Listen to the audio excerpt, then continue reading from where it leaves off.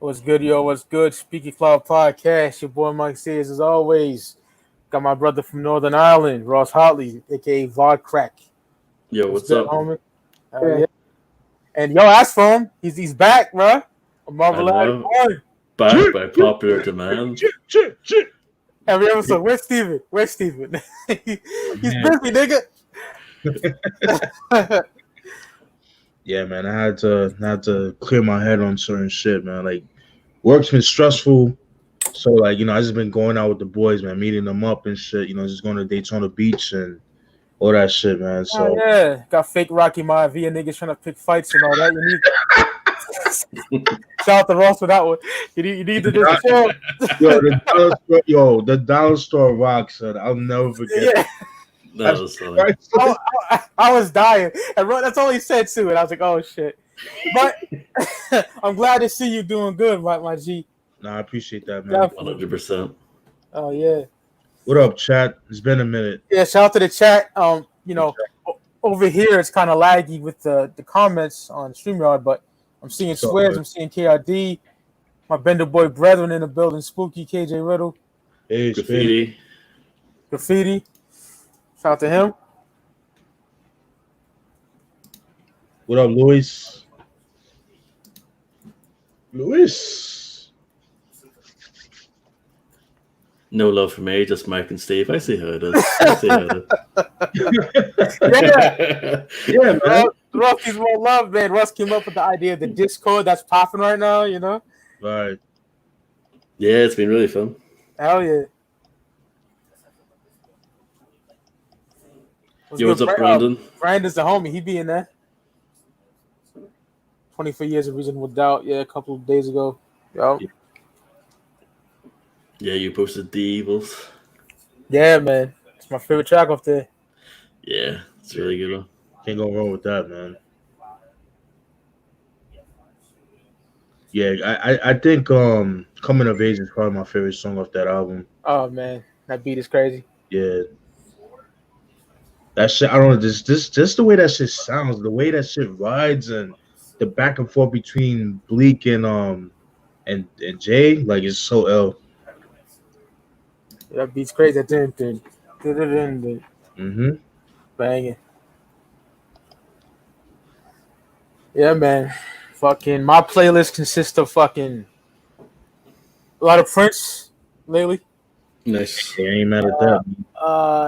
Ice Cube, like Lethal Injection type shit. Oh, love that album. Yeah, that Cave bitch, dog. Like, oh, that beat is so yeah, baby. yeah. J. Oh man, shit go hard. Iron board, backside, straight up, straight down. Miss 6 o'clock. White bitches got no tits and no butt. It's funny because on the playlist, like when I was on my way home, that song When I Go to Heaven of Lethal Injection came up on shuffle. I was like, "Woo, that's dope!" Like literally before I hopped on here, I was bumping Cave Bitch. Literally, that's crazy. That's crazy. Love that album. Dope ass album, bro. Underrated. Very underrated, yeah. I agree. Yeah, make it rough, make it smooth, man. Oh yeah, with KD, yeah, KD. That should have been a single. I can see it, Yeah, and that would be a good look for KD as well. Really dope, fucking man, it's a great album. Really dope. I love the beat on Really Dope. It's so good. Yeah, fuck yeah. Ghetto Bird, of course, we always talk about that. That's fucking flawless. Of course, man. QD3, man. Yeah, shout to him. Definitely. Yeah, Carol, the Enemy. I was playing that the other night. That was a dope song, man. Yeah, that's like one of the really like political tracks on the album. Probably one of the most political tracks on the record. Yeah, Made in America. Yeah, fucking love it. Love it. I thought I never had. My bad, Ross. Go ahead, brother. I was just gonna say that's my favorite album from him. Mine's his first one. Yeah, you prefer Never Again, right? Yeah, Never Again. I just like that because that Lethal Injection, like that Lethal Predator era, like that Girls in the Mist kind of feel to it. That's what I like about it. It's a bit grittier, definitely. Beat Oh wise, yeah, it's a bit definitely. Yeah, I can feel that. and Ross, I know Mike doesn't really care for female rappers, but did you hear her third album, Yo Yo? Forgot the name of that shit. Came out in '93. You better ask somebody. Yeah. Yeah, it's a dope album. I Yeah, like it a lot. me I too. like it. I like her fourth album too, Total Control from '96. How was that? It's good. It's pretty good. Half of it's done by Battle Cat, who's like my second favorite producer. So, Oh shit. Okay. and Battle Cat from like '93 to I don't know. He's still good now. Fuck it, he's one of those guys who never really lost it. So, yeah, no, that's a pretty good album too. It's got Bonnie and Clyde Part 2. The follow up to the song on the You Better Ask Somebody. Yeah. But yeah, I like Yo-Yo. One of my first crushes was Yo-Yo. Her eyes, yeah. Yeah. Pretty. Extensions and shit. Yeah. Light skin. Those eyes, man. Ooh. Oh, dog. Yeah. Yeah. And she thick too. Oh, yeah. And she in motherfucking Boys in the Hood and Menace. Yep. For like 2 seconds, but still. Respect. Yeah. MC8 is in Boys in the Hood too. He's at the barbecue. Yeah, I remember you telling me that. I was You look close, you see him in the back. Yeah. Oh, the MC wasn't on? Yeah, you know when fucking Ricky, Trey, and they're having like the come on party for Doughboy and shit, right? Yeah. When they go get their food, he's right there. You can see him playing. Oh yeah. Not that you mentioned that. Yeah, I do remember that. Yeah, he's like rubbing his hands and shit. Yeah. So be done. My bad. When Cupid's like, hey, don't call women no bitches. Okay, sorry, ho. Some shit like that. That scene, you can see him plain as day. That's great. Oh, yeah. Queen Latifah, Black Rain, or MC Light, ain't no other. Steven can answer that for you, bro. Yeah, I'm going to hand this over to my man, and hope it already won. Oh, y'all niggas, man. I like MC Light, but I never heard that album, I'll be honest. Nah, I'm gonna go with Black Rain, man. That's a classic album in my opinion. I know y'all are like, what is this nigga talking about? But all good. I think that's a great album, man. That's a great album. Yeah. Ain't No Other's a dope album too by MC Light. It's probably my favorite album from her, actually. I only have that. I have Queen Latifah's first album. I can't remember what it's called. With the white cover. Hell the Rain. Yeah. Hell the Queen, I think. It's okay. I don't hate it or anything, but yeah. Right. Yeah, that's when she was working with 45 King and shit. Yeah, Karis one's on that. Yeah. Production wise and stuff. Yep. Yeah, Latifah's Law. Woo, that shit goes hard. It's probably my favorite song off that album. I know you didn't like Bandana, Steve, but did you hear Alfredo? I didn't get a chance to. How is it? You'd love it. Right. Ooh, Alchemist on some grimy shit. It's amazing. I love it. Speaking of that, I was listening to Lulu, man, the other night. Oof. That's just how do niggas not like that? Really? Yeah, niggas be he's talking about the same shit. I'm like, what the what do you think you've been listening to for the past couple of years? Like, I don't know, man. People just, I don't know. Niggas be bitches, man. These don't know what the fuck they want. I played Gold BBSs for Ross in Discord. He was like, ooh, that's dope. It is, yeah, it's crazy good. That joint with Schoolboy Q. Woo! Shoot sideways? Yeah. Oh, man. Yeah, that shit goes hard. This is fire. I love Lulu, man. And that fucking No One Mourns the Wicked. Yeah. Big Ghost. Jay-Z, this can't be life for Nas. Papa was a player. Shit. This can't be life, man. Dynasty. Yeah. I'm gonna have to go with that, too. Dre and Snoop back in the studio.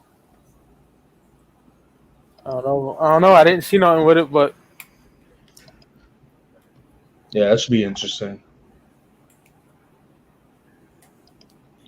But I feel like them putting out music. I mean, I don't know. Like what they put out is good enough for me. I'll be satisfied. I mean, if they come out with other stuff together, that'd be great. But I'm happy what they got like so far in the catalog. That's just me though. Yeah, I don't. I mean, I don't really see Dr. Dre doing much more stuff. But yeah, I'd imagine. Yeah. There's a dude out of Danielson's clique called Family Gang Black, Okay. aka the Black Nazi. He dropped his album Ventilation. Fire. Fire. Dude is nasty, man. I gotta check it out. Yeah, man. It's fire. Future Wave does some production on there. DJ Finn. It's a good album. Yo, Mike, did you peep Rome Street's new single or the video, The Ugliest? Yeah, that's off the North Candy 4. That shit is crazy. That shit goes hard, man. I love that shit. He rhymes so fucking well. Dude is he's crazy with the pen. Nah, big facts on that. That shit. Oof. That shit is nuts.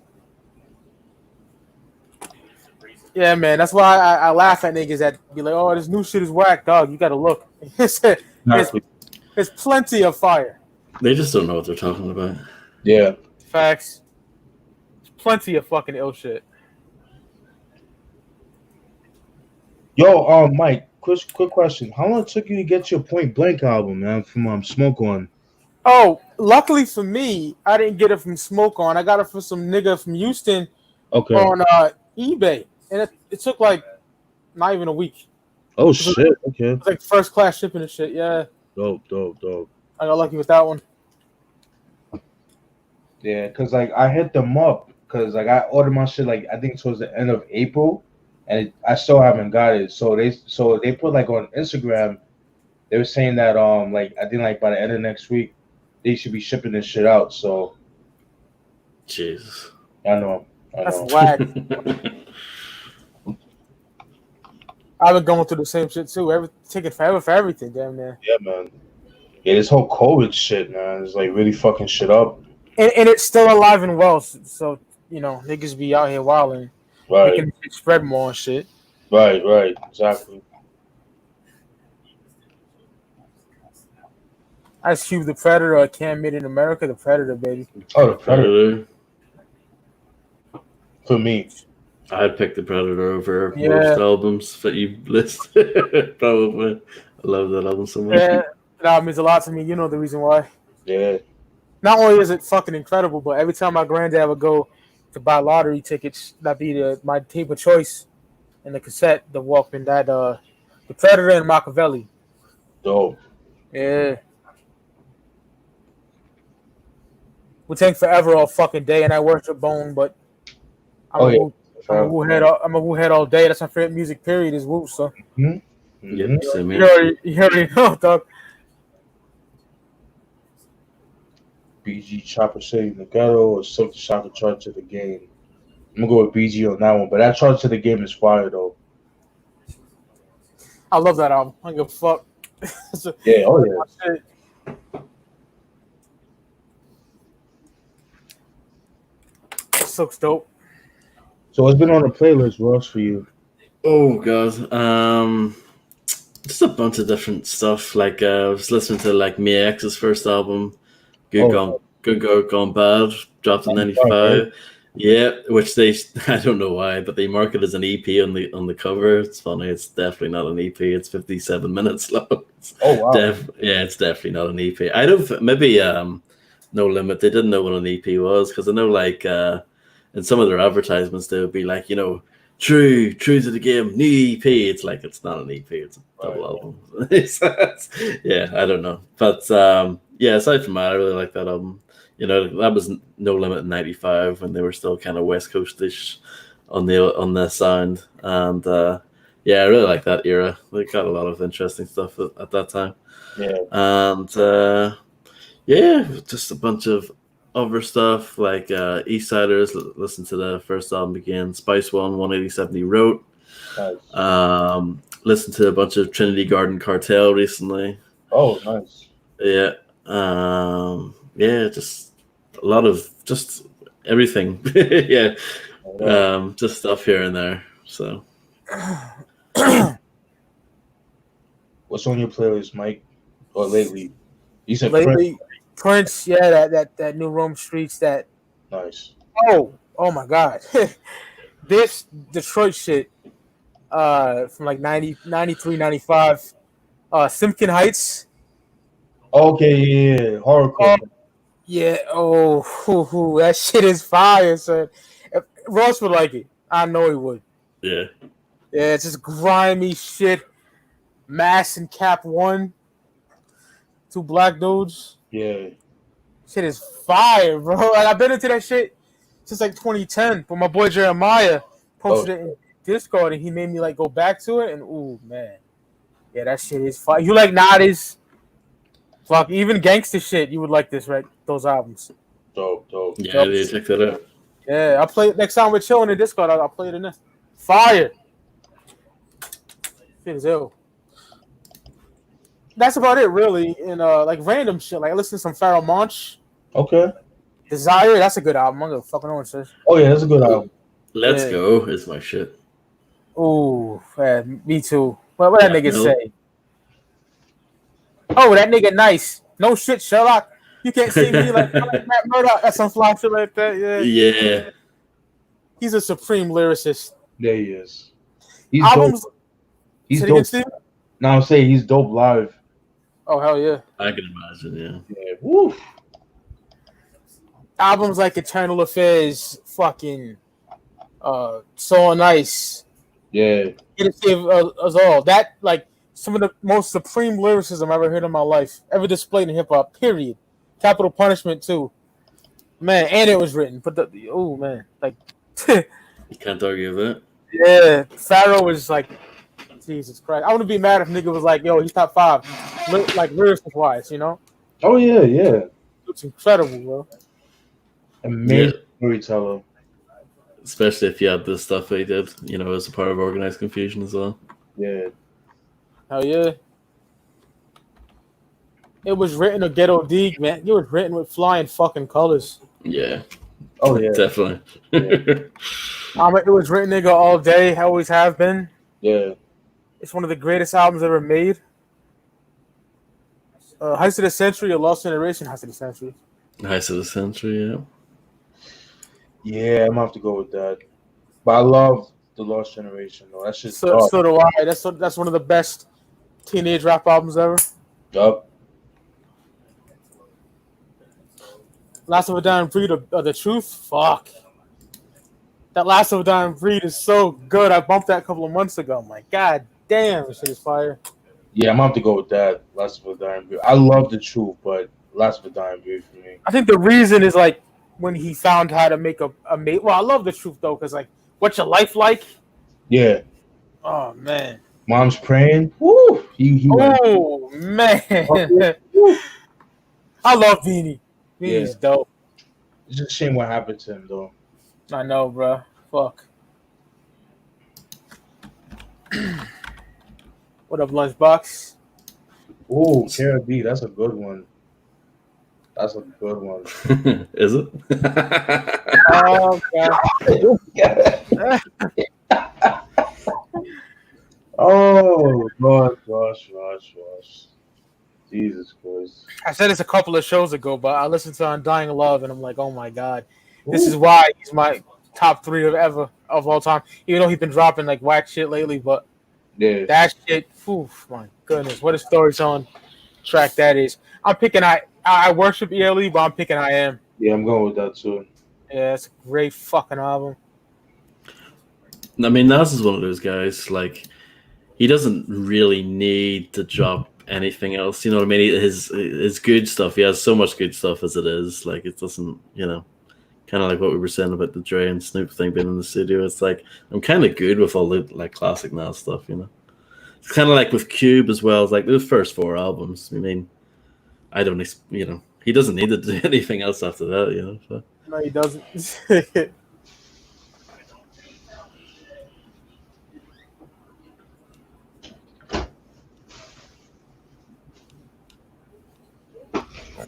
Movies for the Blind or Nighthawks. Movies for the blind. Nighthawks is dope though. Yeah, I'm gonna go with movies for the blind. But I'm more of a Hell's Winter guy. Hey, so am I, bro. So Yeah. am I. I thought it was the only one. I'll be back, fellas. I'm gonna get a drink. Fucking thirsty, No man. problem. Popcorn dried up and shit. I'll be back. Stress the extension agenda or conspiracy? It's all about that stress. Both great albums, in my opinion. Yeah. Ooh, that's hard, man. What, the blueprint or the... Oh, that is tough, yeah. I'm going DMX on that one. Yeah, I'm gonna go with DMX too. I mean, that album kind of means a lot to me as far as like just getting into hip hop and stuff, and it's one hell of a debut as well. Like Jesus. Oh yeah, and just the impact that it had too when it first came out. Definitely.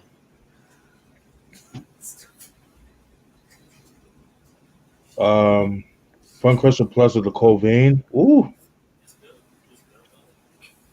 man, that's hard. Yeah, I'll leave that to you. I'm gonna have to go with ooh, Jesus Christ. Mind you, that's both LP production too. Mhm. Old LP. Not that Run the Jewels nonsense he's doing now. I know some people Still dope. I just can't get into it, man. I don't know what it is, man. But It's not for everyone. Yeah. yeah, that's true.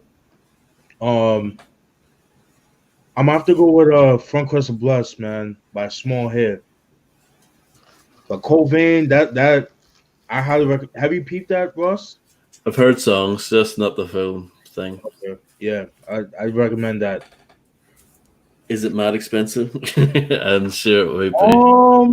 I know it was out of print for a while, but they released it like a couple years ago. Okay. Yeah. Because I know that Fun Crusher Plus, that's mad expensive.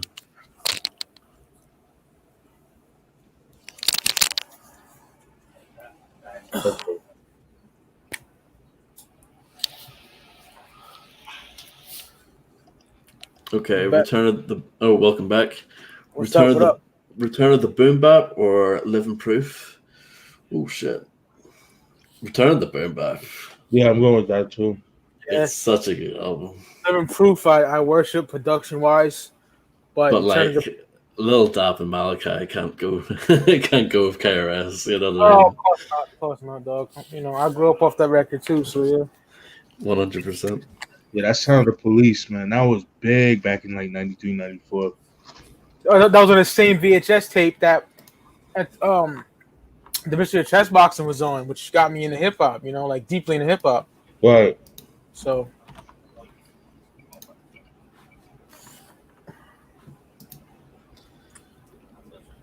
I like Young Juggalo's question right there.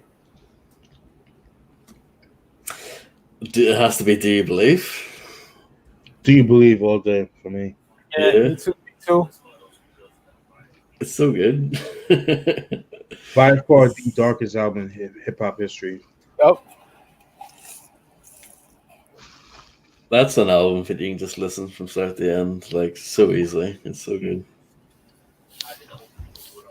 The greatest sex song of all time in my eyes. I fucking love Prophylactic Tactics. Oh, yeah. You the bitch. What does it say? Friend, what you know now? Ain't no dick going in. Shit is amazing. Dark though, son. For a bitch. Yeah, it's a dark sex song, bro. That's my shit. Hard to Earn or the Infamous. And I love Hard to Earn the Death, but the Infamous, yeah, definitely. Yeah, the Infamous. But Hard to Earn, that's my favorite gangster album. Y'all know that. Oh yeah. Girl, you be looking good like a snapple. I want to put my dick in your neck like a fucking Adam's apple. That's crazy. Sorry, that's not us for anyone who doesn't know. By the way, that's not the Infamous. That's not a rare Infamous unreleased track or anything. Friday be like, yo, shorty, put my dick in your throat. That's dope. That's good.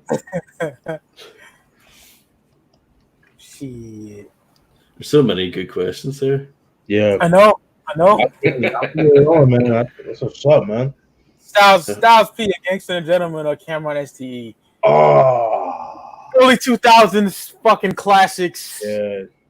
I'm going Gangster and Gentleman, dog. That shit is crazy. But STE is fucking fire. SE's, that's my favorite Cam album too. Word. I'm gonna have to go with Styles, man, on that one. That's just so ill. Because when I first heard The Life and fucking Lick Shots, whoo, that shit. Oh yeah. Lick Shots for the hood. That shit is crazy. MOP, y'all don't want to fuck with MOP and Styles. Fuck. Oh man.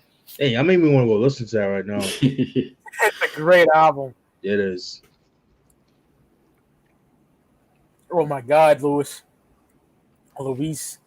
He says, San Francisco Temples of Boom, a Ghostface Killer Iron Man. I have to go with Temples of Boom. For me, I have to. As much as I worship Temples, Iron Man, baby. I know. That's a great follow from Cuban Links, man. It is. Yeah, they're like companion albums. You know, they go so well together. And it's crazy because a lot of people don't talk about that album. People always talk about which I love too. But Iron Man, I just love that album. Something about that shit is just like you can just feel the pain in that nigga's voice when he's doing all those raps, man. Like, 260. Oh yeah. Oh. He's Kiana. What up with your girlfriend Wanda? She driving a green Honda with legs like Jane Fonda. Shit is ill. Fast the blade, right? Ray Solo shit. Ooh, man. Oh, fast. Yeah, he killed that. That beat is crazy. That beat is hard, yo. Dun, dun, dun, dun. Yo, 25 heads in the chat. We love you. Dope. Speak Your Call podcast live every Saturday. Yes, sir. Much love. Hell yeah. Illmatic or Lauren Theory? Shit. Illmatic for me. Damn. Yeah, I'm gonna burn that with the Lauren Theory, man. I'm gonna be real with you. I'm going with Benasia Jones. Yeah. You're burnt out on the Lauren Theory, my nigga? Say that again? You're burnt out on Lauren Theory, my nigga? Like, yeah, I mean, I like it, but it's these fucking hipsters, man. These fucking niggas, man. They just swear by Lauren Theory. I'm a Midnight Marauder nigga, man. That's just me. Oh, me too. You know that, bro.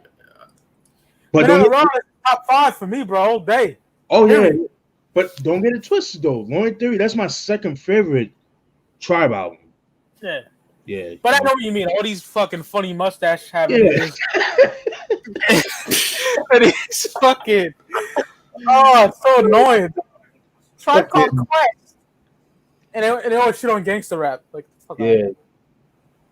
Even though Q-Tip has kind of done some kind of gangster shit. Like that song of the Rhyme and Reason track that I played for you, Mike, with Tribe and Busta. That's some like gangster kind of shit, that song. You know what I mean? Yeah, it is. Dope soundtrack too. Yeah, it is. I love that documentary too. Yeah. Yeah, good documentary. Mm-hmm. Soul Food of Ryan and Dirty. Soul Food for me, man. I have to go Red and Dirty. Yeah. Dirty. What up, Flannel? Flannel's goody. Captain Flannel. What's up? The Blueprint of Supreme Clientele. Supreme Clientele. Yes. Oh, I love Blueprint so much, but Supreme Clientele all day.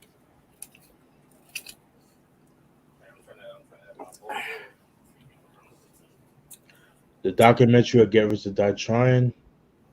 Get Rich. The documentary for me, bro. Oh man, that's Steve's the tiebreaker. Man, I'm gonna have to go to the documentary, man. I've been playing. Yo, there's a song I've been playing from that album a lot. No More Fun in Games, my jewel. That beat. No more fun in games. Ooh, that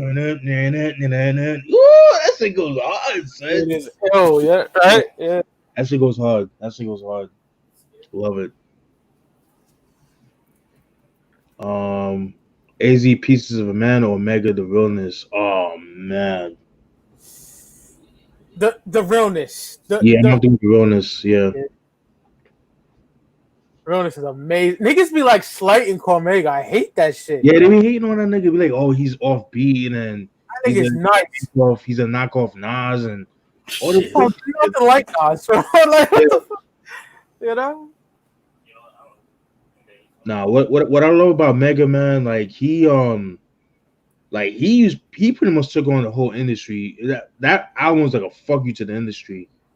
You know what I'm saying? Like he got his money that was owed for him from Def Jam. He put that into the budget for the album, and man, that album I love it, man. It's kind of like a industry shakedown as well. It's kind of similar concept. Exactly. That's a dope comparison because exactly what it is, man. And he's coming out with the Realness Part 2.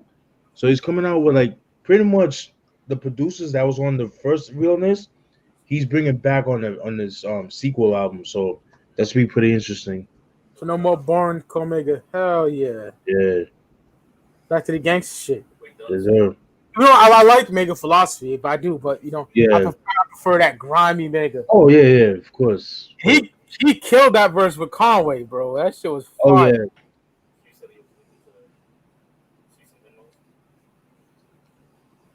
Reasonable Doubt is still Matic. Reasonable Doubt for me. Yeah, I would go with that too. Yeah. Reasonable Doubt or what? Or Stillmatic. Oh, Reasonable Doubt. Yeah. Rock in a Hard Place or Soul Survivor. Oh, dope choices, man. Soul Survivor, probably. I'm gonna have to go with Rock in a Hard Place, man. That's bangers after bangers after bangers. But Soul Survivor is definitely underrated in my opinion. I don't really hear too many people talk about that album. Yeah, you would think they would for because there's so many like big name features and that and stuff. Right. It's kind of that people don't talk about. Yeah. Well, because like with Pete Rock, people are so stuck on Mecca and Soul Brothers. You know, they just on a track. And it's like, come on, like he got. That's like his low end theory, yeah. Right. It's like it's not even. That's the thing. That's not even an album. It's just the song people are stuck on. I'm all about the main ingredient, dog. Oh, I prefer that over Mecca and Soul Brothers. Same. But even with that album, people don't talk like that unless you like your head. Yeah. That yo, I was playing Worldwide. Oh my god, that shit goes hard. Fuck yeah. Oof. That bass line, oh my god, that shit goes hard. That's my second favorite Slick Rick album, man. The Artist Storytelling. I fucking love that album. But I'll go with Royal Flush. Oh shit. Cold Chill in the building. He's a brother. All right, Rick.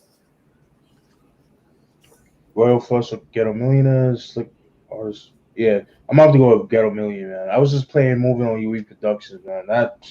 Oh yeah, it's dope. That's so Queens, my nigga. Like anytime I listen to it brings me back home. Like that's how much I love that shit. Ice Dime Medallions, that shit. Hey, yo, fellas, I gotta hop out real quick. I'll be right back, though. No problem. All right. There's Cold Chillin'. There he is, the #1 Jay-Z fan in the world. There he is. And I'm wearing Hard Knock Life just to drive people nuts today. Oh man, yeah. Nice. What's popping, y'all? Nothing much. Slick Rick over here. I know I was listening to you guys real quick. I just got in from Los Angeles right now. Oh, word, man. Myself situated. I got home like 2 minutes ago. Nice. How far are you from LA? Like on a day like this, it takes me about like an hour and 20, 30 minutes maybe. Okay. Oh well. If that. I mean, I went out there this morning. It took me an hour and like 5 minutes to get there. Wow. Not too bad, I guess. Yeah. No, it really isn't. It really isn't. What up, chat? What up, everybody? But I know the governor probably wants to do another shutdown, so I heard about that. You know that bullshit. It's bullshit. So, because I'm used to going to LA like every Saturday. Right. Yeah, like over here in Palm Beach, like they mandating the mask and shit. So it's like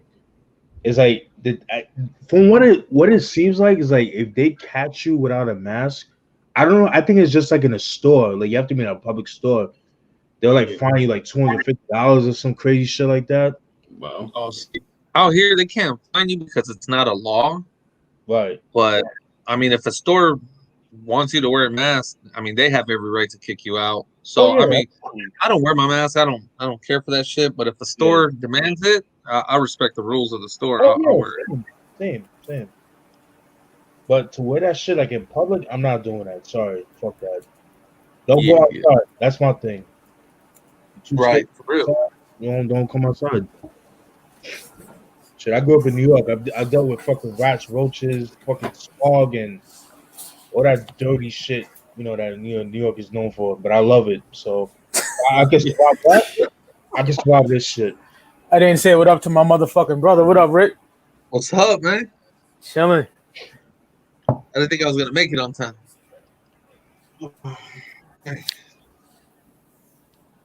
It's on the discussion board, man. Hey, shout out to Ty Ferris.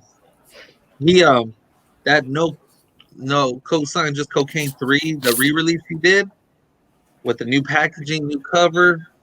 They fucked up on the CD, man. It's actually part 1 in there. Damn. Oh, And wow. he like emailed everybody and said he's shipping out, he's getting them back, or like the printing factory's rushing them so he could send everybody a brand new one. And he's like, if you don't want a brand new one, I'll give you my next album pretty much free and all this other shit. So I was That's like, what's man, up. at least he's making it right for everybody. Shit. Right. Yeah, it's crazy. That dude is nasty, man. Oh man, he's sick with it. Word. What else? What's everybody been up to? Chilling, man. It's been working a lot. Hey, Ross, I'm watching the show, man, and I thought about you. Peaky Blinders. I've heard of it, yeah. Have any of y'all seen that show? No, I heard about it. My ex talks about it. Yo, that show, that's on some Sons of Anarchy type shit. It's about these brothers, and they run their like little crew, and they're building up this gang in like 1920, England or something like that, and they go at it. Like the Irish people are coming into town, and it's some brutal fights and everything. It's just crazy. It's on some gangster shit. Seriously, all y'all would love it. Y'all like Sons of Anarchy and all them other gangster flicks. That shit is crazy. It's on some mafia shit. Dope. I'll peep it. I ain't watching shit. Watch the first episode. If you ain't hooked after that, then, I'm telling you, this shit is nuts, man. This shit is nuts. That you can't disrespect one of the crew members. Like one dude that said something, and then these guys were laughing at him, and then his brother's like, "You laughing at my brother?" And then they just fucked him up right then and there. Right? They just fucked people up. So it should be. Yeah, for real. DJ Quick, Safe and Sound, or Jizza Liquid. Oh, Jizza. DJ Quick. DJ Quick. Liquid Liquid Swords for me. I love Quick for Liquid Swords. Stay good, yeah. Yeah, that's swordsman shit. Quick, I got a stack of CDs too. Here he is, Mick Foley. He's here. Bang bang. Yo, peace, mercy, and blessings. It's your man, Lord AAA. What up, fam? Right. This one went on the playlist. DJ Quick. I got this one ready. Way too funky. Way too Yo. funky, yeah. Great album. My favorite. Shout outs Pull that out. Shout outs to DJ Quick, but Liquid Swords is one of the most perfect albums in music that I've ever heard, in my opinion. It How I is. feel about Safe and But- Sound. I think that's the best West Coast album ever. And you are entitled to your opinion, and I respect it. I respect your opinion, man. But speaking of Jizza, what up, Steve? What up, man? It's been a while, and I've been meaning to talk to you because I heard you say something on an earlier Speaking Clout podcast episode. I'm a longtime follower of the show, and when you bigged up words from the genius, I like Bro. that album too. Bro, I've been waiting. I've been chomping at the bits to talk to you about that album, man. I'll be right back, fellas. I'm just gonna mute myself. I got a phone call coming in. All right, It's all Rick. good. All bro. right. Talk to me. The way Easy Mo B handled that shit, yo, is so fucking slept on, man. Yeah. Listen. Come Do Me and all that shit. That wasn't Easy Mo B. That was Third Eye, and Jesse West. Yeah. Because Third Eye is his rap moniker. And the other whack ass tracks are fucking Easy Mo B's little brother. I mean, Easy Mo B's little brother later on he elevated with fucking Lil Scratch. Oh yeah. But back then he wasn't ready, man. He wasn't ready, and it showed in the production. But Easy Mo B and Jizza are a fucking nasty ass combo that should have been repeated. I agree. Yo, Phony As You Wanna Be, Drama, Life as a Drug Dealer. That's my favorite joint. My dude. Nah, for me it's Drama. Drama's dope too. Yeah, drama, man. Like that is the most complete song. Like that is the most complete aesthetically, lyrically, beat, everything, man. I agree. I need to get that album actually. I don't have it. Yo, for real. On another note, shout outs to you for reviewing the albums that I was reviewing on my blog at the time that I was reviewing them, even though we've never heard of each other. Right. Like, yo, when you reviewed Immobilarity, that when was that? 2015 or 2016 or 17? No, I didn't review. I just did like a little kind of like how I did the CD collections. I just Yeah. I didn't do like a full length review. Yeah. But when did you address it? Like, was it 2000? Let me. I don't know, man. I have so much CDs. It's hard to like keep up. Brother. Yeah. Naturally. But yo, I remember because I dropped my review of Immobilarity on my blog. It's boombapreviews.blogspot.com. I'm an old dinosaur. You know, I'm still on Blogspot. But for real, yo, that album frustrates me to no end because Ray is lyrically on fucking point. Yeah, it was just but the fucking beats, man. And what pisses me off even more is the Infinite Architects are obviously such a perfect fit for where Ray was going. Right. Ray was aiming for. Like the songs, you remember Respect Power and and that American Cream Team joined up the Black and White soundtrack. Oh yeah. It's Not a Game, the one with RZA on it. Up. Yo, fucking Ray, man. Ray and the Infinite Architects. Yo, they demolish shit. There's some shit whack on there, but I like The Table and Casablanca. That's it. There we go. Sneakers. Like Live from New York, The Table, Jury. Listen, Live from New York, Jury, and fucking Casablanca, and The Table. That's all the Infinite Architects. Yeah. Sneakers is Pete Rock. Sneakers is Pete Rock. Yeah. Sneakers is Pete Rock, and that's one of Pete's treats right there. You already know he's gonna come correct. But yo, I got a question for y'all. Sneakers or Trouble, man. Hold that thought. I just gotta. Lord Triple A is the homie from Saudi Arabia, Steve, and this dude, he's the ELE hater. Him and Ross are tag team and shit. Yeah, I love this nigga right here though. He's dope as fuck. He's a dope guest. Dope. Thanks, man. Yo, and as far as ELE goes, yo, but I'm too attached to what Busta was doing with The Coming and half of When Disaster Strikes to just right. I'm too attached to that. I'm too attached because The Coming is my favorite Busta Rhymes album. Yo, I'm not mad at that. As a classic album, in my opinion. Yeah, and I listen. Here's the thing with me. It has no skips. I think it has one skip for me. It's a party. I personally, because I'm. Whoa. Maybe it's because. Wait a minute. Listen. I skip a party. I don't go to clubs. I'm not a club dude. I'm not a club dude because I'm from like I grew up different. You know what I mean? I got you. But listen, but like everything remains raw. Come on, keep it moving. Smooth. Like flip mode needs death. That is my favorite song on that shit. Redman 8 on that song. Lord have Redman mercy for me, my nigga. Yeah. From now and forever, when he bodied that shit.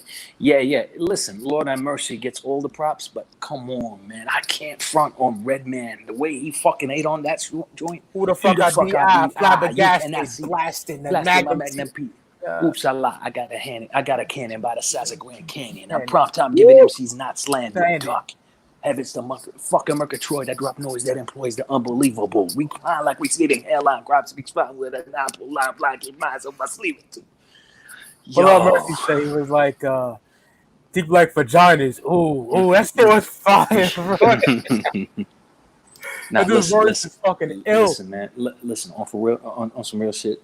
Yo, Busta Rhymes, in my opinion, thrives on posse cuts and group elements. Like the way he attacked, the way him and the rest of LONS came at that Keep It Moving joint. Oh, that's my favorite joint on that album. For me, it's Flip Mode Meets Death, then Keep It Moving. Got you. For me, like I'm just a posse cut freak. Like I love posse cuts. Like I automatically every hip hop album that I ever listen to, I restructure the track listing on my iTunes, on my iPod, so that the posse cuts are last. Because and the bigger the posse cut, the further down it goes, because I want that to be the last shit I hear on the album, because that's the shit I love the most. Get that unnecessary shit out the way first, and then let me just hear the posse cuss. You know what I mean? Let me hear them attack each other. You know, let me hear them fucking eat each other's faces off or some shit. I ain't mad at that. Like Headbanger. Come on, man. Headbanger by EPMD. Yo, what's your thoughts on the Time album, the Inner Mind's Eye album by? I love that fucking album. I love that fucking. Like, here's the thing. Blasphemy alert. I'm putting you on notice right now. I think Busta Rhymes thrived with LONS.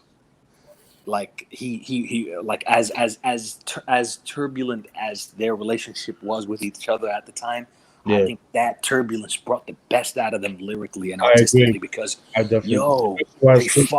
were fucking killing each other. What was this blasphemy alert shit? What were you about to say? I prefer those albums and The Common over the rest of Busta Rhymes' discography.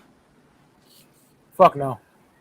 That's The Common, okay, but like The Coming and the first two LONS albums, I can listen to those like 10 years, 20 years from now. I'm all about anarchy too. I'm an anarchy nigga.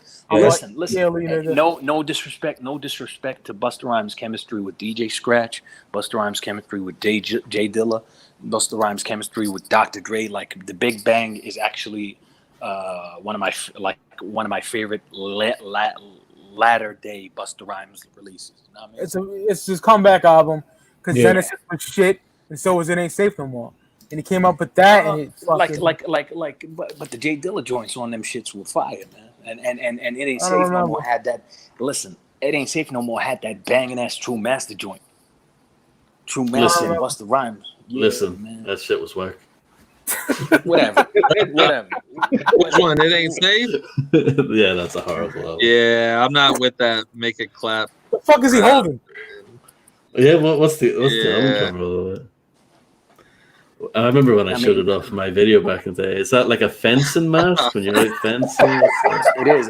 I think it is actually. I hated that Make It Clap song, but when the game remade it though, that shit was fire. When the game redid it, the game was killing every freestyle back then. Yeah, that's right. You're a West Coast head. I love West Coast too. My shit. All right. Here's a West Coast question for y'all: the streets is a mother or dog food? Dog food. Dog food. That is the correct answer. There's no right or wrong answer. I think back when Streets as a Mother, 99, there was no better West Coast album than Streets. I prefer that Streets as a Mother over 2001. Damn. I think. Yeah, I wouldn't go. I wouldn't go for the Mother. I got that shit on vinyl, cassette, T-shirts, I got the poster. I love that album. Damn. I'm not that big of a fan of 2001 myself. No, I love 2001. 2001 is immaculate. I don't. I love it.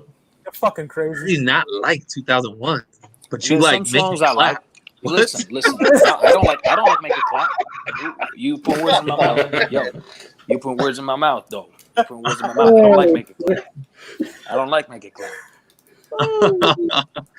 You like it ain't safe no more, but you. No, I don't like the album. I like Jay Dilla's like some of Jay Dilla's productions on that album. You not like 2001. It's amazing. That's probably my favorite album of '99. No, listen. I like some songs off of it. They say off of 2001. Sorry, fucking The Watcher, The Message, like the songs that have some substance behind them. DRE, I like DRE, to be honest. What else? Forgot about Dre. Nah. What's the difference with the one with Exhibit and Eminem? Yeah, that gets passed. I like that. I like that whole album. That's one of the best songs off that album. That's a banger. Yeah. The way those drums hit. Woo. Now listen, what's the difference?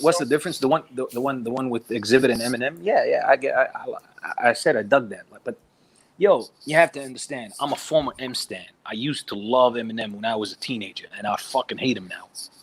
Mm-hmm. Oh, join the club, nigga. I'm the same way, bro. I think all of us feel the same. I mean, not hate him, but like, yo, I'm so sick and tired of him insisting on rapping on every fucking shitty ass trap beat that comes his way. Oh, they're just throwing words together and shit. It's like a bunch of words and bullshit like that. Listen, I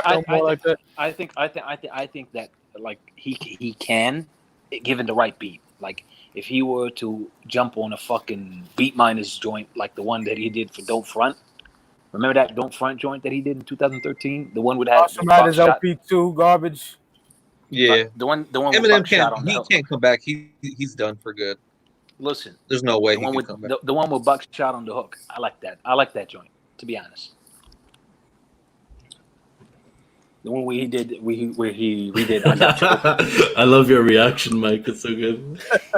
There's no way M can come back. M is done. He's over with. There's no way. No.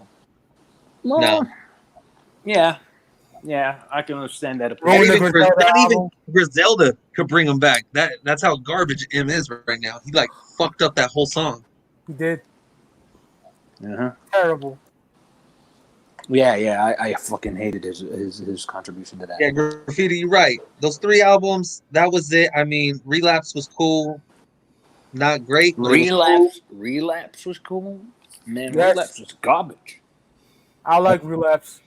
I like Relapse because he was still in the shit talking mode.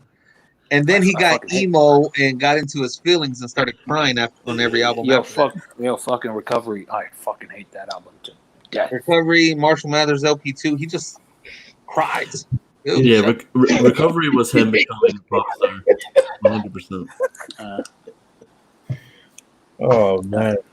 I mean, a lot of people love that album, but I hate it. Yeah, no, I don't. Yeah, I don't think any of us like it now. So. Anyways, so I've been bumping a lot of Prodigy lately, man. A lot of Prodigy. Like yo, for real, dude. Like Prodigy, I told the dudes like early on, like in the week, Prodigy, Guru from Gangstar, fucking Method Man and Redman, Be Real from Cypress Hill, to an extent Coolio and LL Cool J. Yo, those dudes shaped the motherfucker for real. Shaped Coolio. Yeah.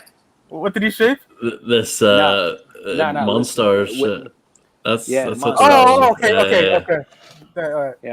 Yeah, because the very first hip hop song that I ever heard in life, being a dude from Saudi Arabia, was the Monsters anthem. And what's ironic is when I was growing up in the US, I didn't hear one zip of hip hop, or else my father would have killed me dead. My father is a very devout Muslim, and he does not approve of hip hop. He fucking hates that shit to this day. Like for real. I mean, I mean, he got to face reality right now. I'm a 34-year-old man, but if he had a chance, he would actually kill me dead now because, of course, I'm joking. Of course, I'm joking. I love my pops, man. But he had zero tolerance for hip hop. Zero. Back in the 90s, back in the 90s, he actually had zero tolerance for anything that wasn't like, you know what? Enough about me. Anyways, back to the Monsters anthem. Monsters. Back to the Monsters anthem. Like I was a Space Jam head when I was 10, and when I came back, when I came back from Saudi, or when I came back to Saudi permanently, I left the U.S. And my mother wanted to. What's your nationality, bro? What's your background? I'm Saudi, man. I'm Saudi. Got like a Brooklyn accent and shit. It's crazy. Nah. You want to hear something funny? I developed that shit here. I didn't develop that shit in the States. Why? Yeah, because when I was in the States, I had a white accent. Damn. I talked like a white boy from Colorado, because that's where I grew up. I was born in Columbus, Ohio. I was raised in Colorado. And I developed that shit from all this East Coast shit that I've been listening to, man. Come on. Word. Like, and here's where Prodigy comes in. Like, I got introduced to that shit in the mid 2000s. Like, I'm a late comer to this hip hop shit, but yo, every time I listen to that early 90s, like mid 90s and the late 80s joints, for real, something hit my fucking chest right there. You know what I mean? And it just don't feel the same now, man. Like as much as dope as I love like fucking Brother Ali and Griselda and LP and all the what dudes. doesn't feel the same? Like hip hop? Not like the music that I'm listening to, like every new release that I'm introduced to these days. Well, like I try to like as much as possible, but very few shit connects from the very first listen. Like I remember exactly where I was when I first heard Shook Ones. I was in the studio. I was a radio announcer back then, and I was in the studio and I was playing GTA Liberty City Stories, right? And I had that fucking Liberty Jam radio station. Yep. And then you hear DJ Clout with his goofy ass scream, "No Mob Deep!" And then those fucking stove clicks start connecting, and then you hear that to all the killers in the $100 bills.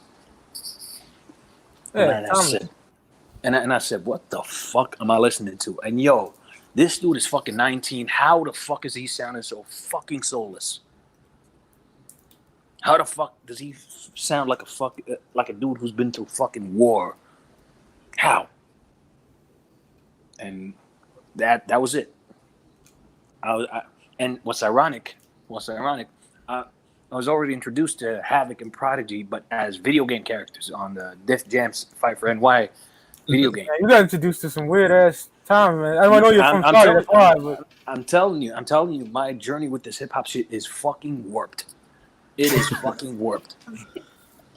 Like how I think that's cool though, you know, because a lot of people use age as an excuse for not getting into shit. It's like no, you know. Nah, like that's. And I remember the very first time I heard 50 Cent. Man, I fucking hate that dude. I fucking hate 50 Cent. Sorry. It's funny because we were just begging you're him on up. the wrong show, nigga. Personally, yo, I can't stand that dude. I cannot stand that dude. Neither him nor Ja Rule. Fuck Ja Rule.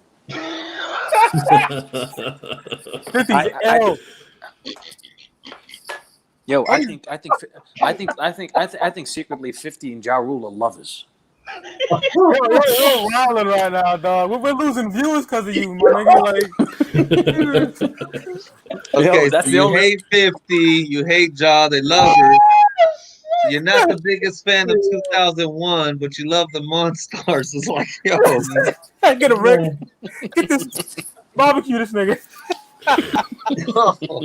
I don't get that. Wow. I'm taking you through a journey. It's a fucked up journey. You got to be on shrooms or some shit. You got to be on something for that, man. Wow. 50 makes some of the illest gangster music ever, but bro. I love the fucking Chronic. Let's not get that twisted. I love the Chronic. Everybody loves the Chronic, bro. Yeah. Chronic, dog food, like fucking no one. And do you want to know my favorite Dr. Dre beat of all time? What's that? Before I barbecue you real quick. Mind blowing off the DOC's album. No one can do it better. The album version. Not It's a perfect album. It's a perfect album. But yo, why do you like 50? Why? I want to know why. It was all of. I can't explain it. Yo, in the club and the fucking minivan and the fucking I just can't stand that shit. I can't stand that shit. There's other songs in that though. Do you hear the mixtape cuts? So fucking Heat, Wankster, and fucking Back Down, whatever the fuck, man. Life's on the Line. Life's on the Line is so good. I love that Like I song. said, the only song I hate off that album is 21 Questions. Yo, that's the only song I hate. The rest of that album's amazing. Yo, the moment Jizza dropped paper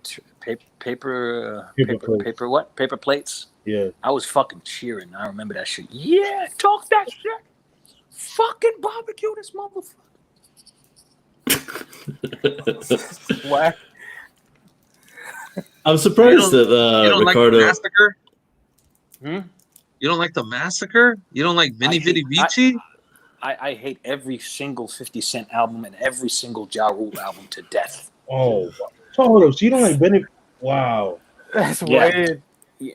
I mean, I do like one song off of that shit. It's Murder, I think. Oh yeah, The one with Jay-Z and DMX, but not because of Ja Rule's whack ass. Yo, this.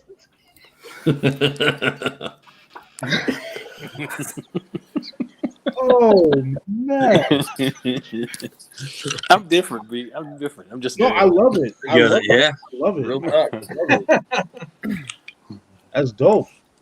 But yo, Crazy, but I'll tell you a group that I love, Naughty by Nature, man. okay. Naughty by Nature. I like Naughty by Naughty. Nature. Like Poverty's Paradise album is my favorite Naughty by Nature album. Same. I think we're in the same boat. Okay, something I agree with you on that. Yo, do you remember? Yo, what's your favorite Tretch solo performance? Church solo performance. Like, and it had I mean, he doesn't have any solo tracks on his own, but Right. it has to be from a Naughty by Nature album. Like, Pin the Tail on the Donkey came to mind for me. for me, it's either City of CeeLo or World Go Round. I love. I was just playing World Go Round. I love that track. That beat, that Michael Jackson sample, yo, that shit. Yeah.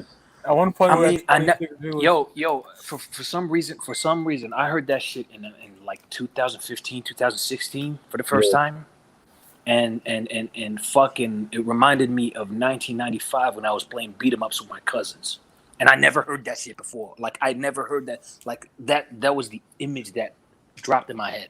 I never heard that track before, man.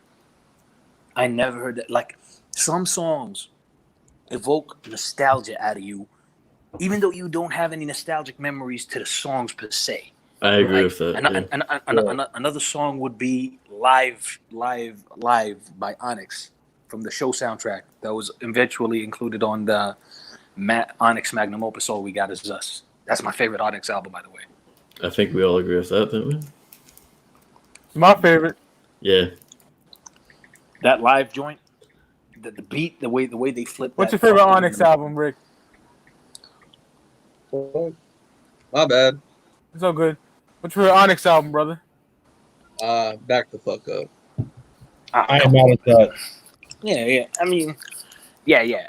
I understand. I mean, I understand because it's the album that like put them on the map and shit. But Shut them down. it's It's fucking fire too, niggas. yeah, it's good. It's good, but it ain't It on the has level 50 of what Cent we on got. it though, so Fuck that song. By the way, I hate that song. I love that song. React, it's so Yeah, good. yeah. Killers in the club, baby, show some lavender. Fuck But that song is grimy. If you listen to the verses, it's mad grimy. goodbye to your arms, goodbye to your moms. Yeah. Fuck that. Fuck That's that. banging. Oh my god. Get this guy out of here. But all right, bye. I love you, brother. But we're gonna take our show over again. Fuck out of here. Yeah. So anyway, Much love. Wow. I don't know. I feel like he's running the show and shit. I can't get my shit off. You know what I mean? That's just me. yeah, I wanted to talk about Words from the Genius, but I wasn't allowed to. Much love. He's the shit. He's cool, but I feel like he's running the show. I want to take over my own show, our show. But get back to questions and stuff. Anyways, so Mike, What up, brother? Fat Beats, man, they got all the Prince albums, the Sign of the Times, up there too. So it looks like it ain't gonna sell out that quick as I hope not. 1999. I hope not. And, I'm gonna get they it. also got that Stove God Cooks album. I know. Wednesday. Yeah, I'm attacking that. I got to get a new PS4 too, unfortunately, but you know. Yeah. PS4, man, you should just save it for the PS5. Nah, fuck that. I need my PS4, bro. I need it. I need it. Yeah, that Sign of the Times though, I already pre-ordered mine. I did. Yeah, something I stupid, didn't. man. Yeah, I want to obviously. pre-order that whole deluxe edition, man. Holy Okay. shit. It fucking it. The Sign of the Times we have sounds like garbage. The mix is too low. I can't Right. wait to get the remastered shit. I pre-ordered that $150 set because it has like 6 discs of unreleased Prince music, Yeah, and you know me, I'm a Prince connoisseur, so I had a lot and of. I want that unreleased shit so bad. Birth of the Flesh is on there. Mm-hmm. You know, we got the shitty sounding version, but now we're getting the full Right. Yeah, mastered good version. some of those songs that are out. I mean, yeah, like you said, the shitty versions are on YouTube. And you can download them Yeah. everywhere. But now we're about to get the real experience. So Sign of the Times is the greatest Prince record ever. I had to. I know the moment I saw it, that's when I messaged you right away. I was like, yo, he's been saying he wants this one out. He's been saying, and here it is. Oh yeah. Yeah, I think I'm gonna have to pull the trigger, man, on that 1999, man. I'm sorry, I'm gonna Too have to. much for me, Yeah. Kurt. I know, it's too much for me, man. But That's going for a stupid amount. I saw your post, Mike, like the $200. I'm like, because I think I only paid like $50. I got the 2 discs for now to hold the nigga over. This is the album sounds Right. beautiful. I paid like $50 for that box set. It wasn't that bad, but it sold fast. Yeah, it sold fast. Yeah, It's crazy. yeah, man. Nobody responded to me either. I'm like, shit. Nobody responded for what? Well, because I went to the Prince Facebook group that Mike started, and I was like, yo, anybody got a hookup on the Super Deluxe edition? You know, and like nobody responded. I'm like, damn. Man. Not even Amoeba had it? Like nobody has it? Nah, everything's on back order, man.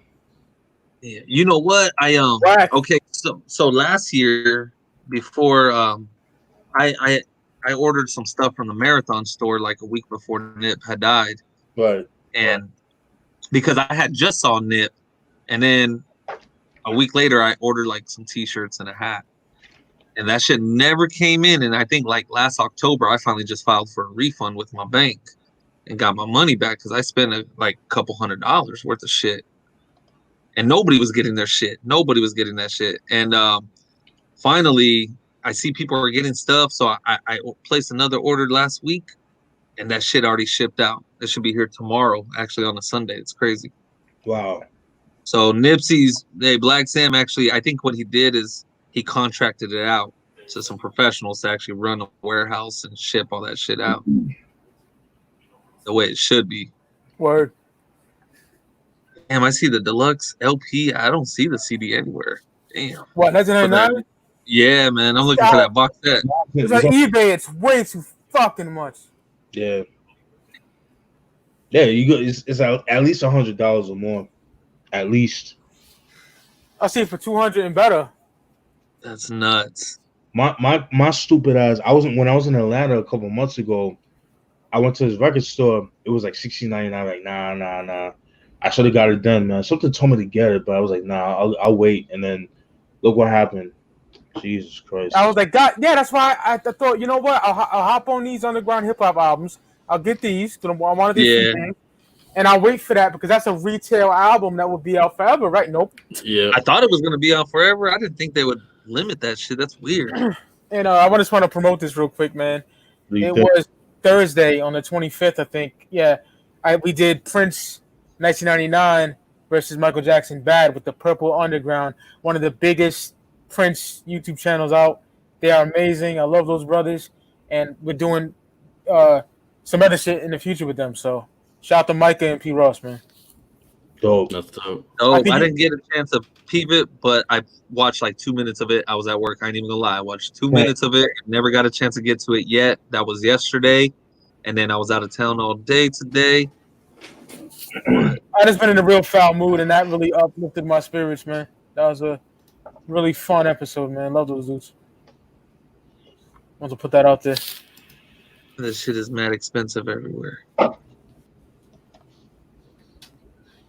That's fucking nuts. How did they not? That's one of his biggest albums of all time. How did they fucking discontinue it? I know. That's ridiculous. I'm pissed, man. What's your favorite song in 1999, Steve? Something the word don't compute. Ooh, I love that shit. Yeah, Me, dark. It is dark, man. Lady Cab Driver, probably, man. Okay, yeah, that shit goes hard. That one's fire, man. That's a fire ass track right there. Jill Jones moaning. I think they said he really was fucking it too in the studio. So I could only imagine with this. Yeah, she was fine too. Jill Jones was fine as fuck. Man. Yeah. Oh yeah. Man, but All Critics Love You in New York is dope. I love Let's Pretend We're Married. That shit's fire. I sincerely want to fuck the taste out of your mouth. That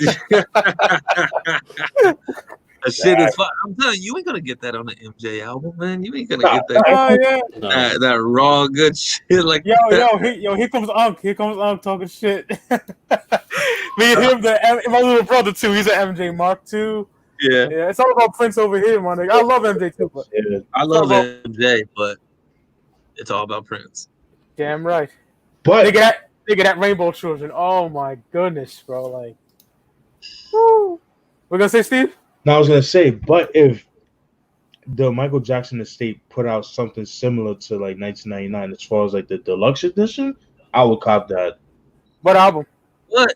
The Thriller album, I should say. Thriller? I know, but they re-released Thriller with bonus. I mean, because he didn't work like Prince did. He doesn't have shit just laying around like the vault Prince has. I mean, there's still probably like a good 50 albums worth of unreleased shit in there. That's true. That's true. Like when they re-released Thriller, the fucking bonus tracks were like had Kanye, Fergie, like it had a bunch of bullshit. Yeah, I remember that shit. I hate when they do that. Yeah.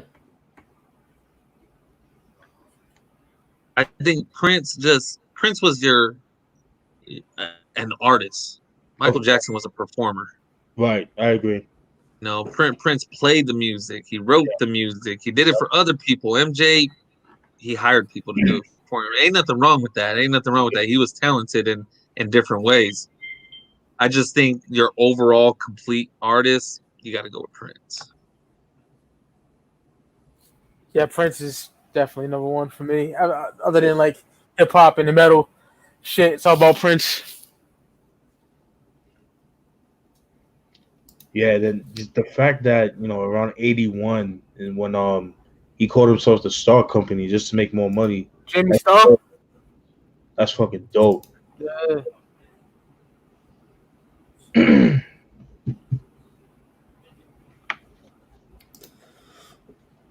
I could.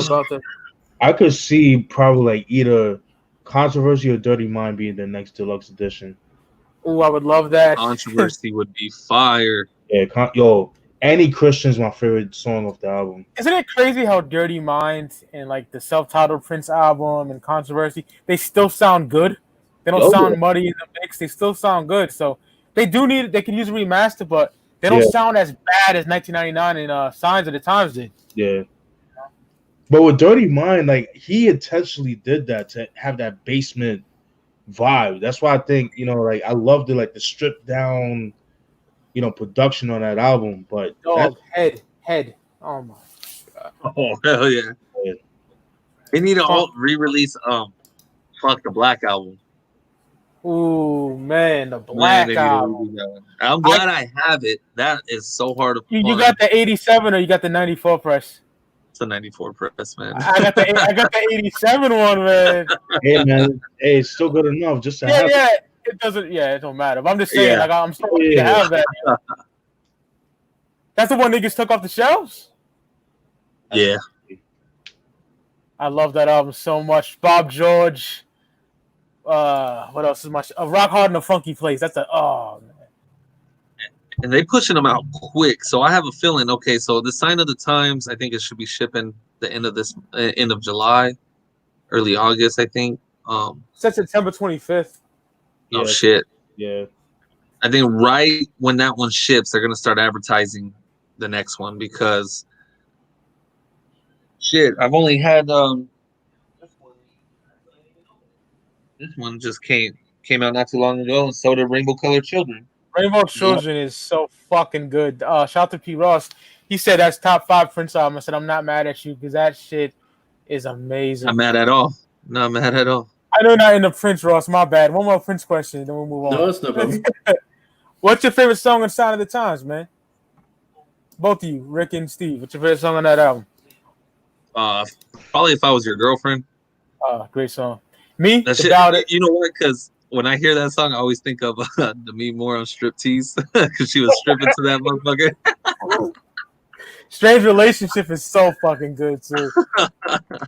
But me, The Ballad of Dorothy Parker, bro, that shit is fire. Yeah. The best. Go ahead. My favorite Prince song of all time is The Ballad of Dorothy Parker. Yeah, that's a fire song. That's on this one. Yeah. This one. It's fire.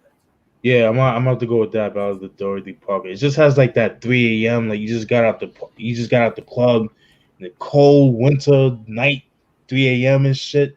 That nigga said, "Dishwater blonde, tall and fine. She got a lot of chips." I can never take place of your man though. Starfish. Something coffee. Coffee. Yeah, that shit is fire. Housequake. Oh my god. It was dope. That was on the second time. All right. Banging. The GOAT Prince record. Period. Shout out to No Knockoffs. I fuck with they shit. Harlem Fresh. Harlem Fresh. What up? C Murder, Bossellini, or Ghetto Fabulous Mystical? C Murder. Corey Miller. Yeah, Murder and Gas, Ride on the Busters, Little Ghetto Boy that fucks, Still Making Moves, Part 2. That shit is fucking whole album's fire. Ghetto Millionaire. Yeah, great album. I got that recently because it's so fucking hard to get, but I have it. Gangster. Yeah, it's banging. Yeah, Gangster one.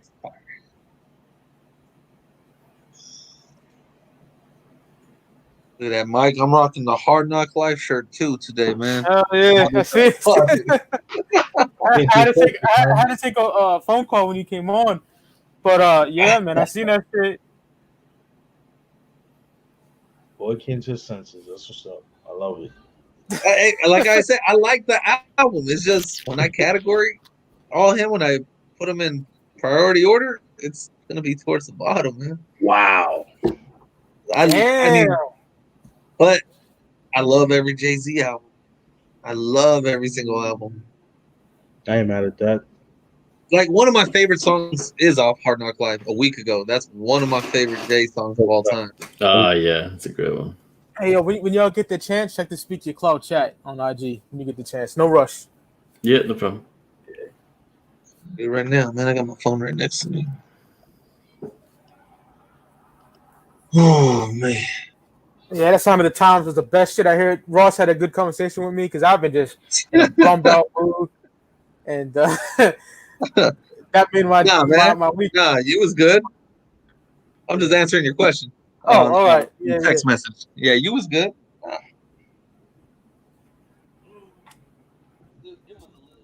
For me, man. Like before I was gonna say something crazy. Yo, Ross. I mean, Rick. I could see your actions. Yeah, I was itching, man. I was like, oh my god, I'm keep it cool right now.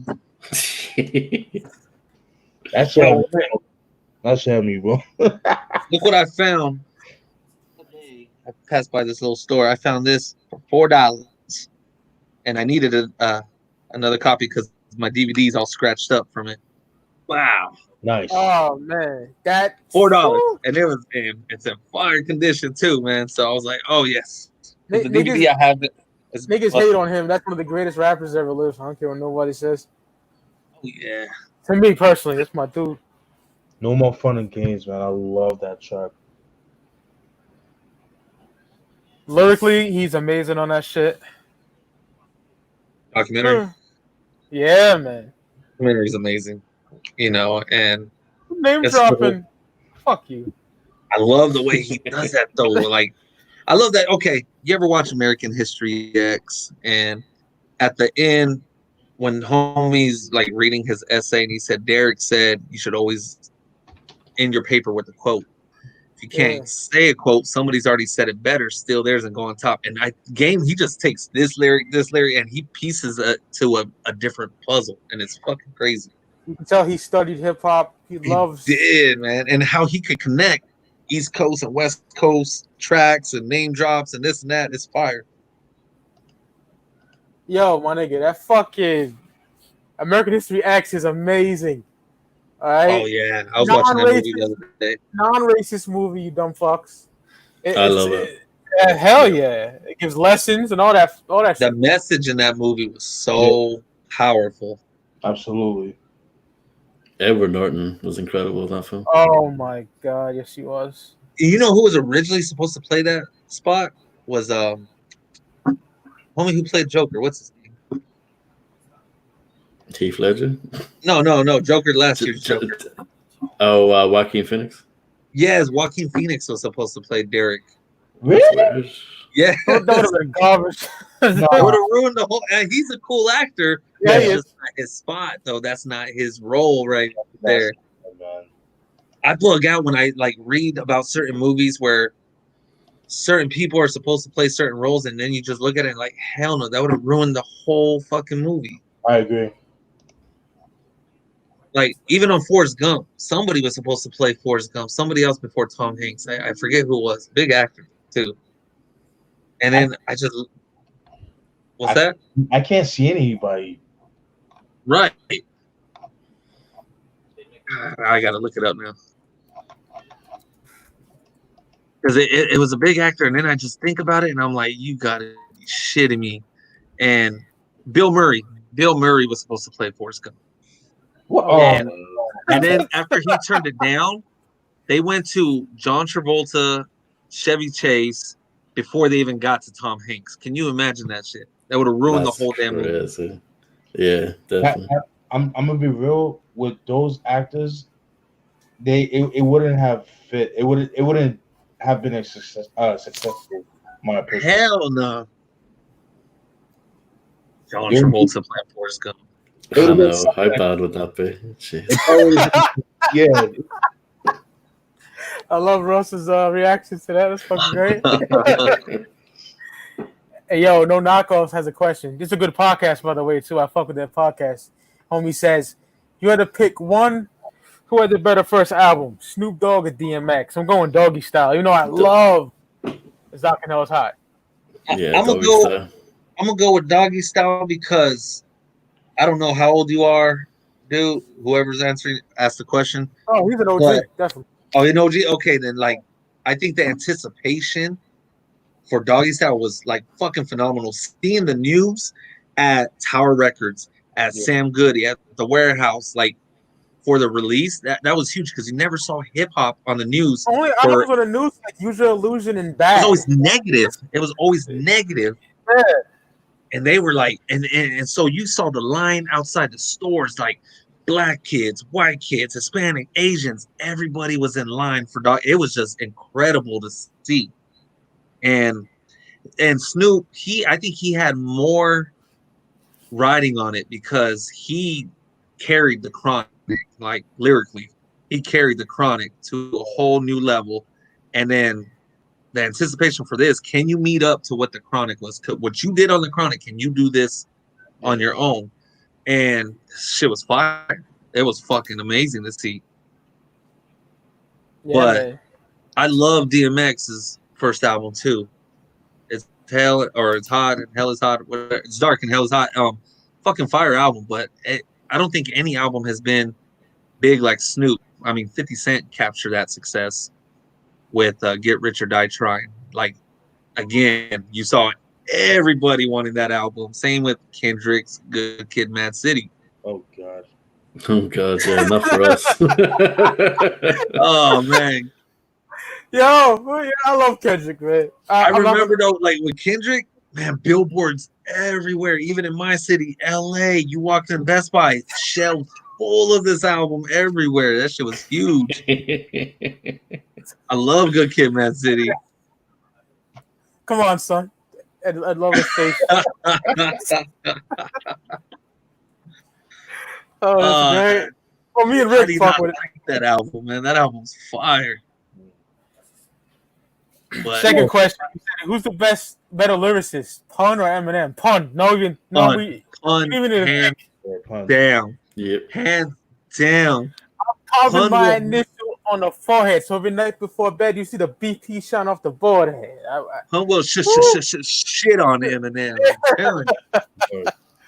Pun had the lyrics where you had to rewind the track. What did this fool just fucking say? And you rewind it before continuing on. Like, Pun was just fire. Eminem just had shock value because of the pop, like the attention he got from the pop world and everything. Pun, dead in the middle of Little Italy, little did we know, like that one right there takes it all. Dead in the middle of Dead in the middle of Little Italy. Little did we know we riddled. Man, Italy. He said, one of the illest lines that nigga said, I got the popo locked in the down the rock Morocco chokehold. Like, this nigga's crazy, son. Woo. And the thing about him is that he did all that. Like, see, when you listen to it, it's all effortless. You know what I mean? Like, he just does it like that, and you're like, wow, it's crazy. To be a big dude with that kind of breath control. It's crazy, yeah. Like, that's incredible. It really is. When he met Kool G Rap for the first time, he went on one knee for him. That's amazing. Yeah, he did. That's mad respect. Kool G Rap is the best MC of all time. Shout out to Roombone with that Eminem bar. This dude said yesterday, chilling at the flicks, I had to kill a man for stepping on my kicks. I was like, oh my God, I love that song. What song? Oh no, Endangered Species. What's the name of it? It's him and Tone Sunshine. Now he had to fuck with me. So that shit is. Yeah, somebody save me. I think I just killed somebody's baby. Like, this shit is fire. Yo, Brave in the Heart. That's my first song off that. Brave in the Heart, amazingly smart. Woo. When Pun said rolling ganja up in Bible paper, seeing how I could take this. Oh, shit is fire. Yo, his verse on Onyx Shut 'Em Down remix. Oh yeah. I blew your head off your shoulders. Your mother won't know you. Woo! If Pun was still alive today, man, he'd still be dropping bars. I know he would be. That's my uncle's favorite rapper of all time. Ain't nothing wrong with that either. That one of the homies I work with, that's his favorite rapper of all time too. Who's? One of my homies I work with, that's his favorite rapper, Pun. Yeah. Dope. Yeah, man. Rick, did you hear that song Snoop did with Love? Yeah, that was dope. Snoop Snoop always bumping some Mexican music out here. That's cool. He loves that. All that traditional Mexican music.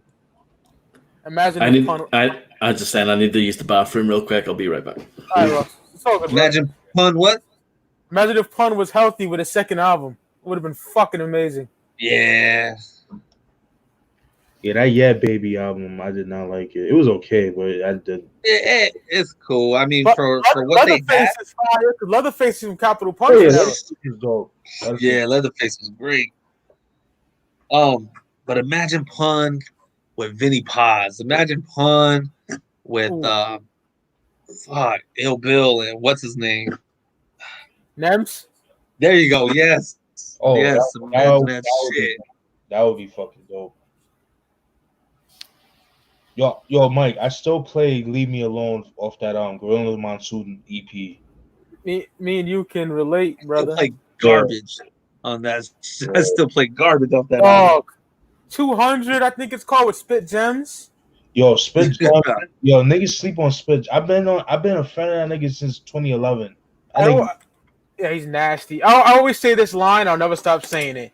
When that nigga Nem said, "I'll put your bitch head in the box of Kevin Spacey," like movie 7, like ooh, man, that's such an ill line. Loud Records is my favorite label ever, bro. Oh yeah. And it's not even top 50 yet. Fuck Eminem, though.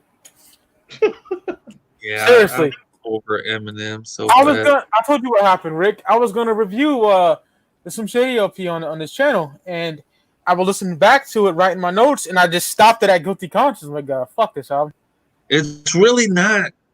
I mean, it's a cool album. It's not. Yeah, they're classics. They're classics, but I will never go back to them, bro.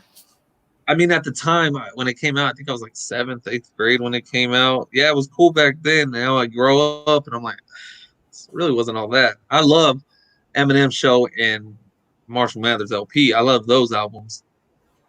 Everything after that, yeah, his albums haven't aged very well. No, there you go. That's the perfect way to put it. Yeah, it hasn't aged well. Slim Shady LP did not age well at all. I don't know. It's very childish, man. It's like one of those things. Like, damn, like you embarrassed just listening to that. And that's what it. But we were when we were all listening to it. We were young, man. We were still kids, and now we're older. Like, I love two clowns that spray Faygo soda in the crowd. So I can't talk about childish, but I'd rather listen to that shit than him. I am burnt out on Eminem, like completely. Yeah, no doubt.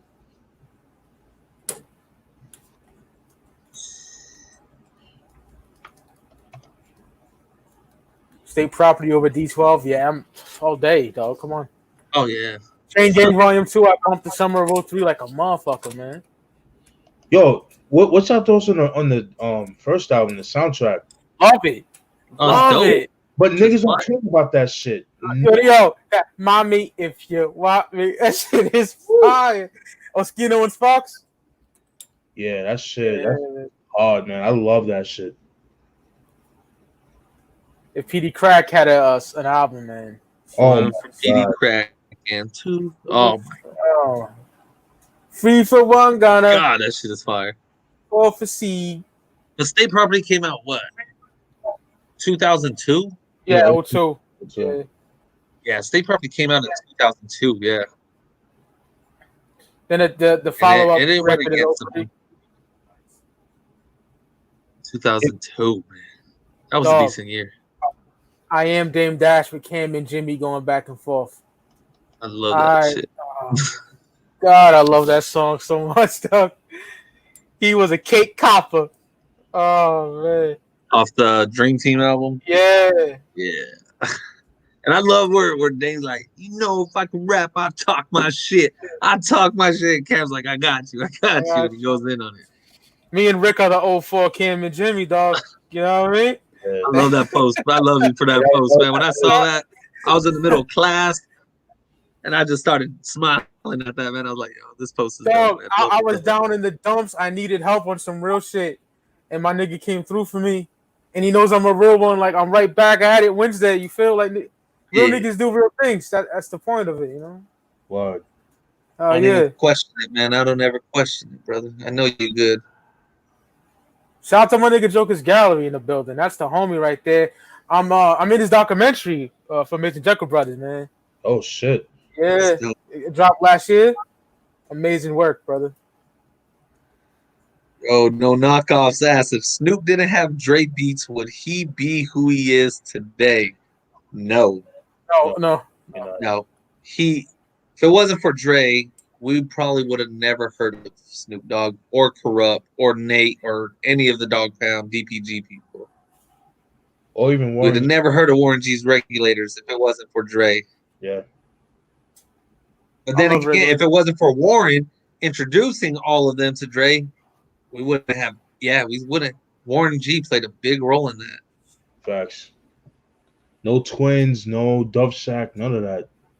I'm so upset with that album. That Twins album, man. Like, I had so many chances to get it, and I didn't get it. Now it's so hard to get. And there's so many edited copies out now, my nigga. It's like I look for it every time I go to music stores now, man. I go into the T miscellaneous and I flip through CDs. I look. But yeah. if it wasn't for Easy E fucking over the rest of the members, we would have never had Snoop Dogg in them. I don't think we would have had all them because they would have went in a different direction. They would have went with Above the Law and all them. There would be no Death Row. Right. You know, there would be no Death Row.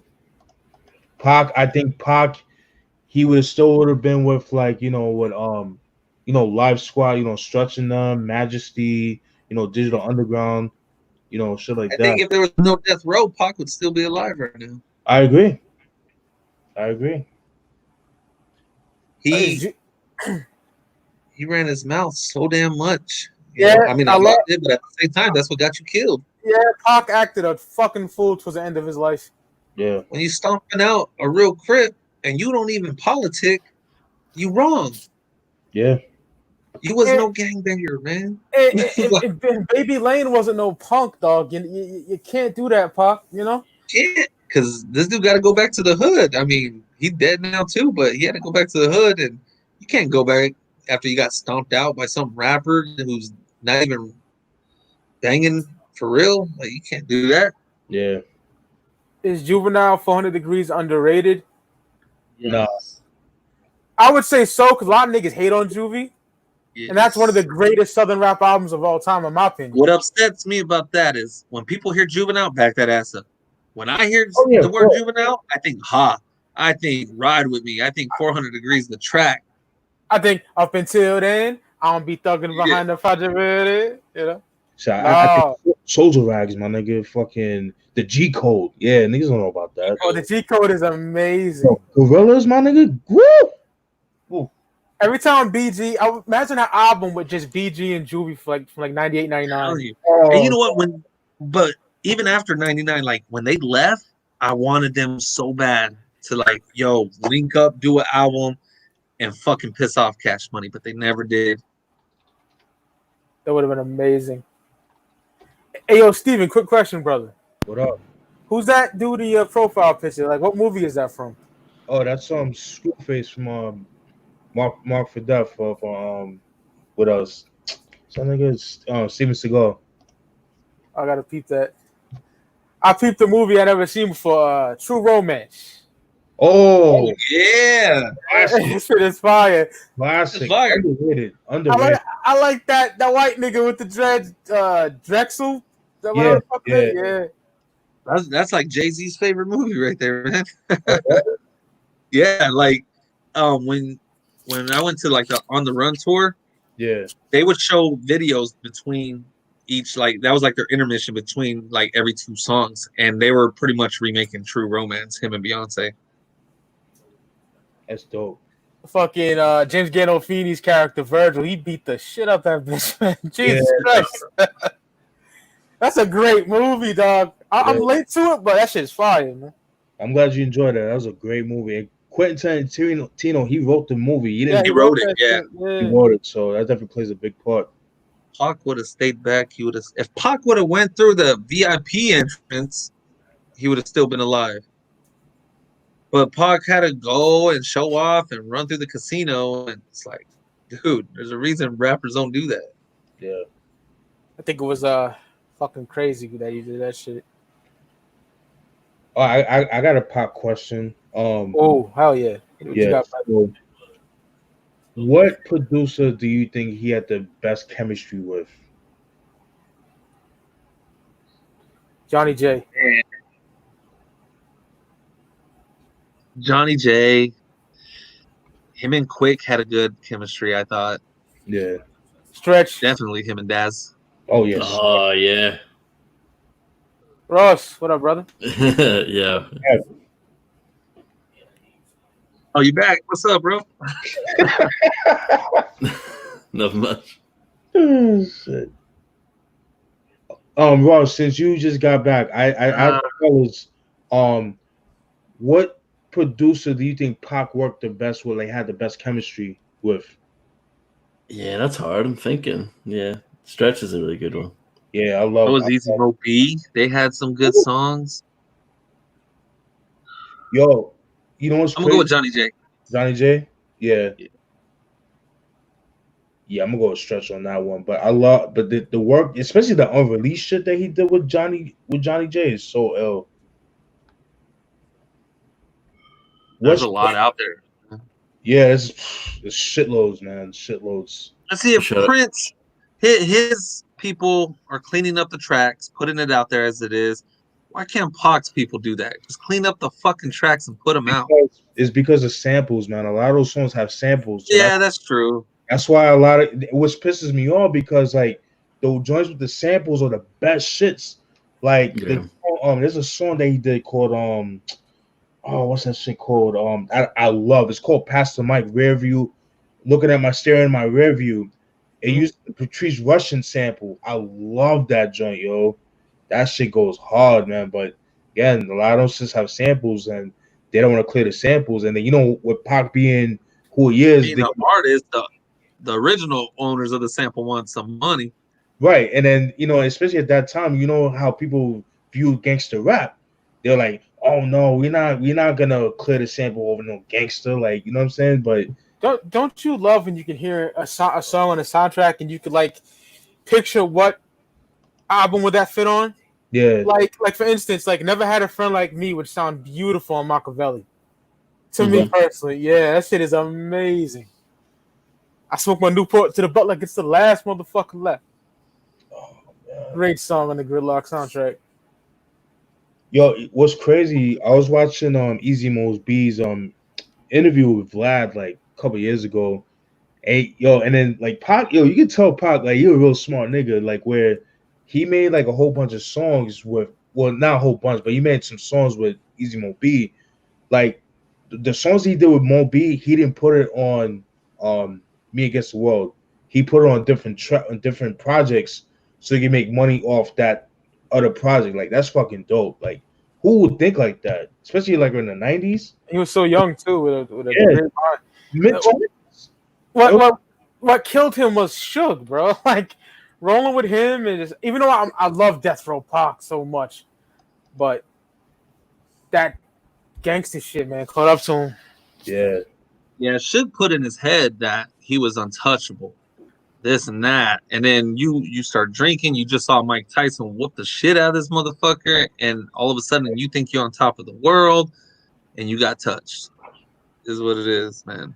Pac wasn't no punk. Like Pac could whip a nigga ass, but he ain't a gangbanger. He's not. That's the problem. Exactly. He had no business with that guy did nothing to you. You had no business doing that. Yeah. And it's not like you stomped out some bitch ass nigga, you know? You know what I mean? Right. Like, but see, that's probably what Pac thought, though. He didn't think this guy was going to come back like that. Yeah, man.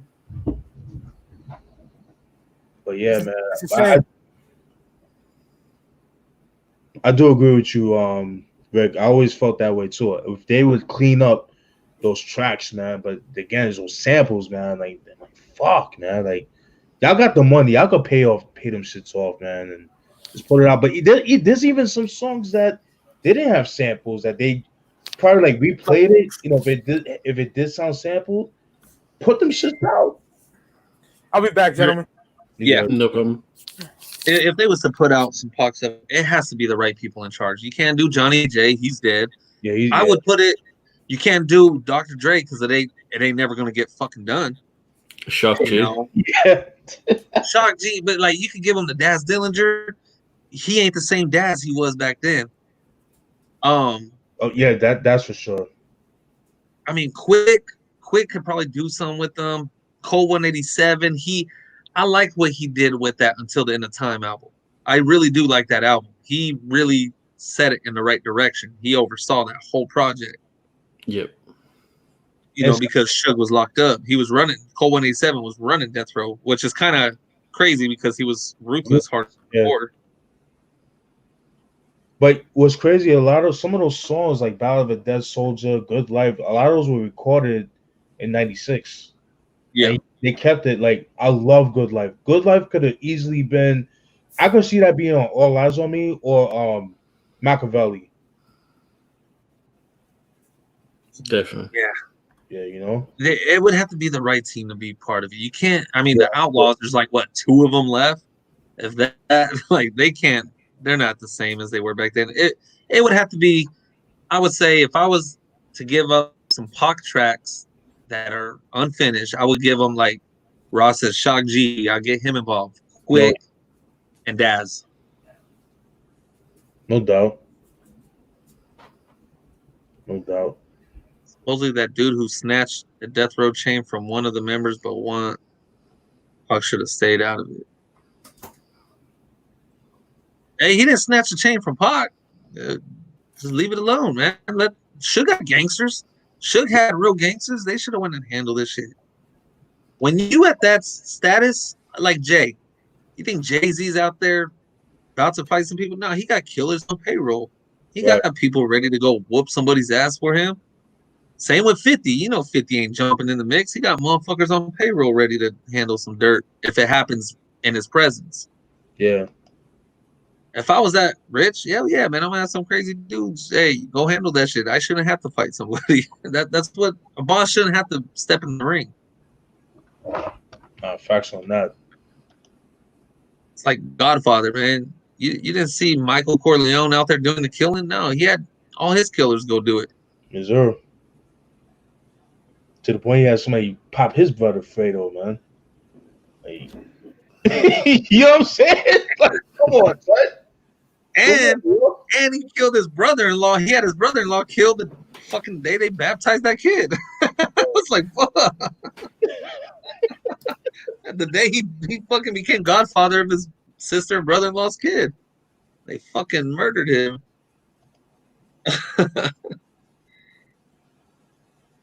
It was a stupid move that, yeah, Luis, like, it's a life lesson. Think before you fucking do something. Don't act out of fucking anger. Don't let the dark liquor take over you. Facts. You would think Tekashi, I hate mentioning this dude's name, but Tekashi, you would think he would learn from that, but apparently not. Well, I mean, he could run his mouth. He got the feds backing him up. Yeah. Pac wasn't paid like, you right, Joker's Gallery, you right.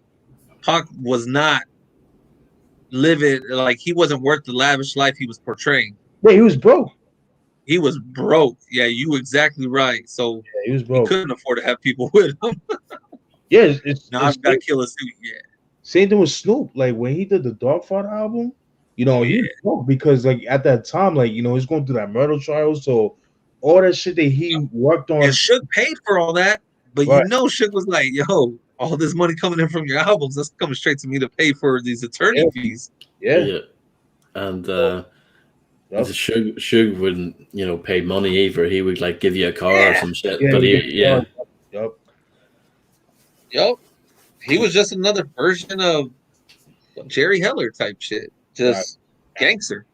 Yeah, he would give you stuff, but at any moment he could take it away from you. Like, yep, this is actually mine. Yep. Which kills me because the shit that Q complained about, he was doing the same thing with the Caution and Lynch Mob and KD and all these guys. It's ironic to me, but it is. It's ironic. They got screwed over and went and did the same thing to other people. DJ Pooh, you know what I'm saying? Like, it's crazy. You know, the moment Suge knocked up Michelle Lay, that's when you knew that dude's fake. That dude's, you don't mess with him because that was Dre's ex girl. You shouldn't even touch that. Right. You shouldn't even touch that. But nah. Therefore, was You fucked over a lot of artists. Oh, shit. He stole a lot of lyrics from a lot of artists too. at East Cypress Hill. That's why, like, I mean, I love Cube. I'm West Coast. I love him. Will he ever make my top 5 West Coast artists? No. Simply off the fact because he's taken so much from other artists. How do I know some of your other stuff wasn't taken from other people who just don't have the voice that Be Real had to actually speak up in the public, you know?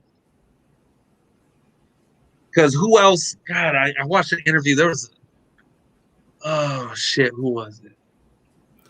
Well, King T said that Gangsta's Fairy Tale was written by Del the Funky Homo Sapien. But Ice Cube said he wrote it for Eazy-E, so I don't know who's telling the truth there, but yeah. Right, and there's King T, you know. There's this dude from the group Brownside named Troubles, and he was on an interview with Tony A. the Wizard, and he was talking about back in the day he was you know, messing with Eazy-E, signed and everything, and then they were at a studio where Cube happened to be in the studio, and Cube took a lyric from them or something like that. Like, he told the whole story, and it's just like, what the fuck? Like, there's so many of these stories of Cube taking lyrics from other people. Yeah. Even speaking of Gangsta's Fairy Tale, the second one where he goes, "Everybody jump, jump, jump," just months after Jump Around came out, like, fuck off. Right. Right. That's why I can't put him in my top 5, like West Coast. See, I love him though. I absolutely love him. Yeah. But I love him. I still love his music. I still love his music, regardless. I'm gonna like it. But when I do hear some of it, I'm like, ugh, did you really do that one? Or did you take that from somebody? You know, it's funny you said that, Vic, because I was in an interview, I think it was like from Dub CNN. Shorty, rest in peace to him, from the Lynch Mob. He was saying that the songs, My Summer Vacation, was based on shit that the Lynch Mob went through. Like they were the ones that went to East St. Louis and do the drug deal and all that shit. They were living that life. Cube didn't do that. Yeah, Cube was never a gangster. No, I know that, but you know, just like, you know, shit like that. What topics I missed, man? Took a piss. Oh, because I don't even know how we got into the Cube one. Oh no, because we were talking about how everybody that got burned from Jerry Heller actually went on to do the same thing their damn selves to certain artists. Yeah. But how Cube would steal rhymes from certain rappers. I said that's why I can't put him top 5 West Coast, because the allegations that came out that he took from Cypress Hill, that he's took from Gonzo and Caution, that he's took from other people, and he took off them. I didn't hear about that. Well, and then Brownside, like that he took from them but never released it. That there's so many rapper interviews I've seen from Tony A. the Wizard all the way. Okay, Tony A. the Wizard. I don't know if you guys know who he is. Yeah, he's High C's producer. There you go. Yeah, and he was rolling with NWA before they ever made it big time. Yeah. And so Jackin' for Beats, he produced that whole track. And I guess Cube had it laying around because he did Jackin' for Beats, that whole track back in the 80s, and then Cube ended up releasing it later on and never gave him the credit, never paid him the money and shit like that. So there's been so much dirt around Cube. It's like, dude, did you really do this legit? Did you not? It's hard to believe a lot of shit. I still love his music, but his music's always in question. King's Son as well. That's another example. Yeah, he went hard on Cube, yo. Yep. He went hard. That song, I think, "Suck No Dick," I think it's called. Yo. Yeah. He went. Ooh, all these niggas can be mad all they want. Cube's a fucking ghost. I I agree with you, Mike. Like, even though we're saying all this, I absolutely just. I'm gonna always like. I'll always go see him in concert and play his music. Is he ever gonna make my top 5? I don't know. Probably not. His first 4 albums are classics, in my opinion. 5 of my classics to me. I love a lot of his albums. I do. I love a lot of his albums, and whether he wrote it or not, I'm still gonna say his music's dope. Oh yeah, no doubt. What else did I miss? Anything else? Because I left during Pac talk. Oh, that was it. The way we got into that, how Pac was broke and trying to maintain a image of a rich lifestyle he wasn't living. He was broke when he died. Yeah.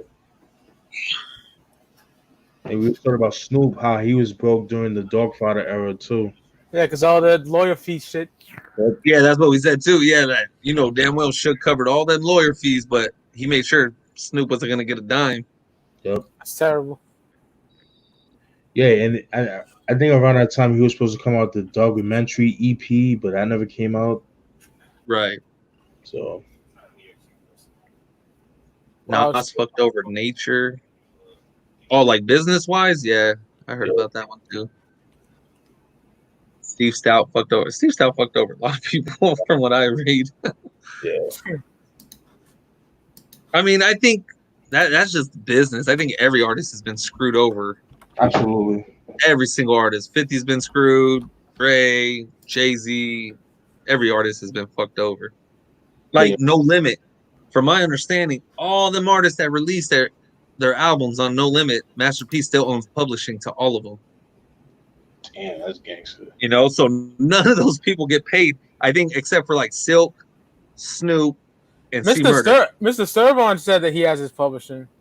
And an does? interview with what's that in the Ross knows the title of this fucking show. I fucking The Murder Master Music Show. Yeah, there you go.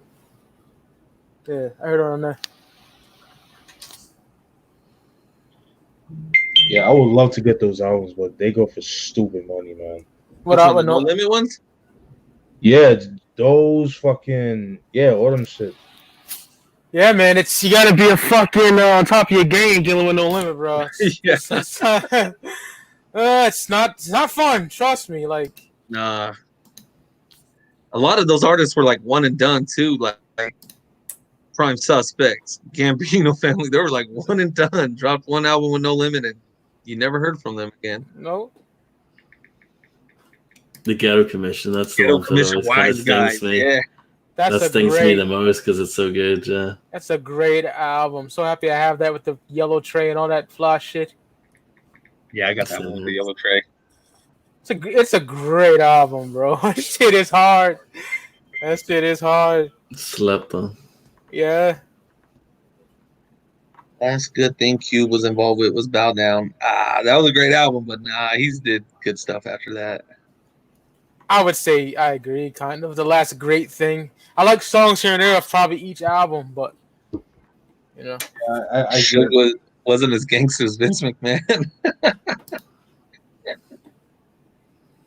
Man, nobody thought about streaming rights back then. That wasn't even a thought. I think there was streaming rights with the jukeboxes back then, but jukeboxes weren't that popular. You find them at a Waffle House or a pool hall, like out here in Cali. Yeah, how much money I'm getting off that jukebox play? Yeah, it's fucking crazy, isn't it? Just to think that. Yeah, it was like barely a penny per spin. Yeah, the jukebox now. So nice over here. Oof. Jukebox now, man. Like you go to the bars, man. You have to, you don't even have to put money in it. You just, use an app. Do it from your cell phone. Huh? You can do it from your cell phone. That's what I'm saying. Like you don't have to put money in it. Just use the app, whatever. You good. He cared. He said, "Don't get me started on Wycliffe. He fucked over a lot of people." Yeah, he did. Cannabis being one of them. Cannabis. This dude said Birdman is the worst. I'm not being a minority though, man, but I actually like Can I Bus. I actually like that album. I love the Cannabis one that showed up to a freestyle battle and read off the notebook. Yeah, it's terrible. Oh, God, yeah, that was man. But yo, that fucking Buckingham Palace though. Yeah. That fucking second round knockout. Yo, what's going on? What's going on, joint? Woo. And it's like is it trigonometry? Is it what's the name of that fucking song? Niggonometry. Niggonometry. Yeah. Yeah, that's a dope album. Is it a classic? Hell no. I'll But never forget the buzz and when my fucking older homies showed me Beast from the East. I'm like, who the fuck is this? You know what I mean? And Desperado and shit. I'm like, yo, this nigga's coming. But pause. But but when the album dropped, I was a little disappointed. That's the whole East Coast thing right there. That whole pause stuff. Yeah, man, it's in my blood sometimes, you know. But nobody says it as much as Dame Dash. If you ever watch his fucking interviews, I swear they're so annoying. Oh, shout out to Money Miss. He says it like every little word. Yeah. Pause, B. Yeah, man. What do you say? A punch too hard, your heart be on the right side of your chest. I'm like, oh my god, this nigga's a problem. His buzz was crazy back then. 2000. I was disappointed with 2000 BC, man. I like a couple of songs here and there, but That song of Rakim is fucking nuts. Watch like Keep with, yeah, that shit goes hard. Fucking Life Liquid with Journalist. Woo. Yeah. Cannabis is some wild shit. But don't tell the backpackers underground. I hate that word, but it's true. These underground niggas that they act like cannabis is like goat. I'm like, dog, you don't have the albums to prove that. When he showed up to that freestyle with the notepad, I was like, yo, what the fuck is he doing, man?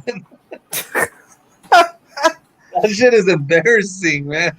I don't really watch all these freestyle battles, but when I saw the headline and I said, I gotta see this, like, you don't show up to a freestyle battle with a notepad. Come on. Yeah, you don't do that shit. That's just wild. Lyrically, the album was solid, but still disappointing. Second round knockout was better than Jack Ripper Strikes Back. I agree. Hey, Back Where I Belong was fire, though. Back Where I Belong was fire. What's your thoughts on the GOAT album, the LL Cool J album? Fucking love it. I love that album. To me, the last good album he put out. There was some what? Yeah. He got the fly powder blue velour on. Yeah. He was right though. That's the last good LL album. Yeah. I did a review on that album. Y'all check that out. Chat, check that out. I did a review. Hell yeah. Word. The ill bomb, son. Yeah, yo, I was about to say that song was big in New York, man. Like that beat, like everybody freestyled to that beat. Like that's how big that shit was. I'm supposed to rap over that shit now. Which beat? Huh? Which beat are you talking about? Ill Bomb. Oh yeah. Yeah, that shit is so New York. Like it's like one of those songs. Like you have the songs like it's so West Coast that like that Ill Bomb is New York to the bone gristle. Like that shit. Woo. Oh yeah, that's amazing. That GOAT album. I'm telling you, when he had said how your whole label hates your guts, how me and Wyclef got together to set you up, how he gave me half your budget. Don't believe me? Look it up. I was like, fuck, because that was the rumor that he paid LL to put cannabis on that fucking song. And Forget About It with J.O. Felony and DMX. Oh my gosh. Before Forget About It, didn't they have the skit where he was like, your mom plays soccer barefooted with the medicine ball and shit? Like they was just talking that shit. That shit was fire. He had Prodigy on Queens. Killer Queens. Yeah, Killer Queens. Killer Queens. My only gripe with that album was some of the songs like Imagine That. Yo, the worst. And mind you, it's the same chick from Doing It. So that to me, I like that shit. I like Imagine That. I'm gonna be real. God, that shit was horrible. Oh man, I like that shit. God.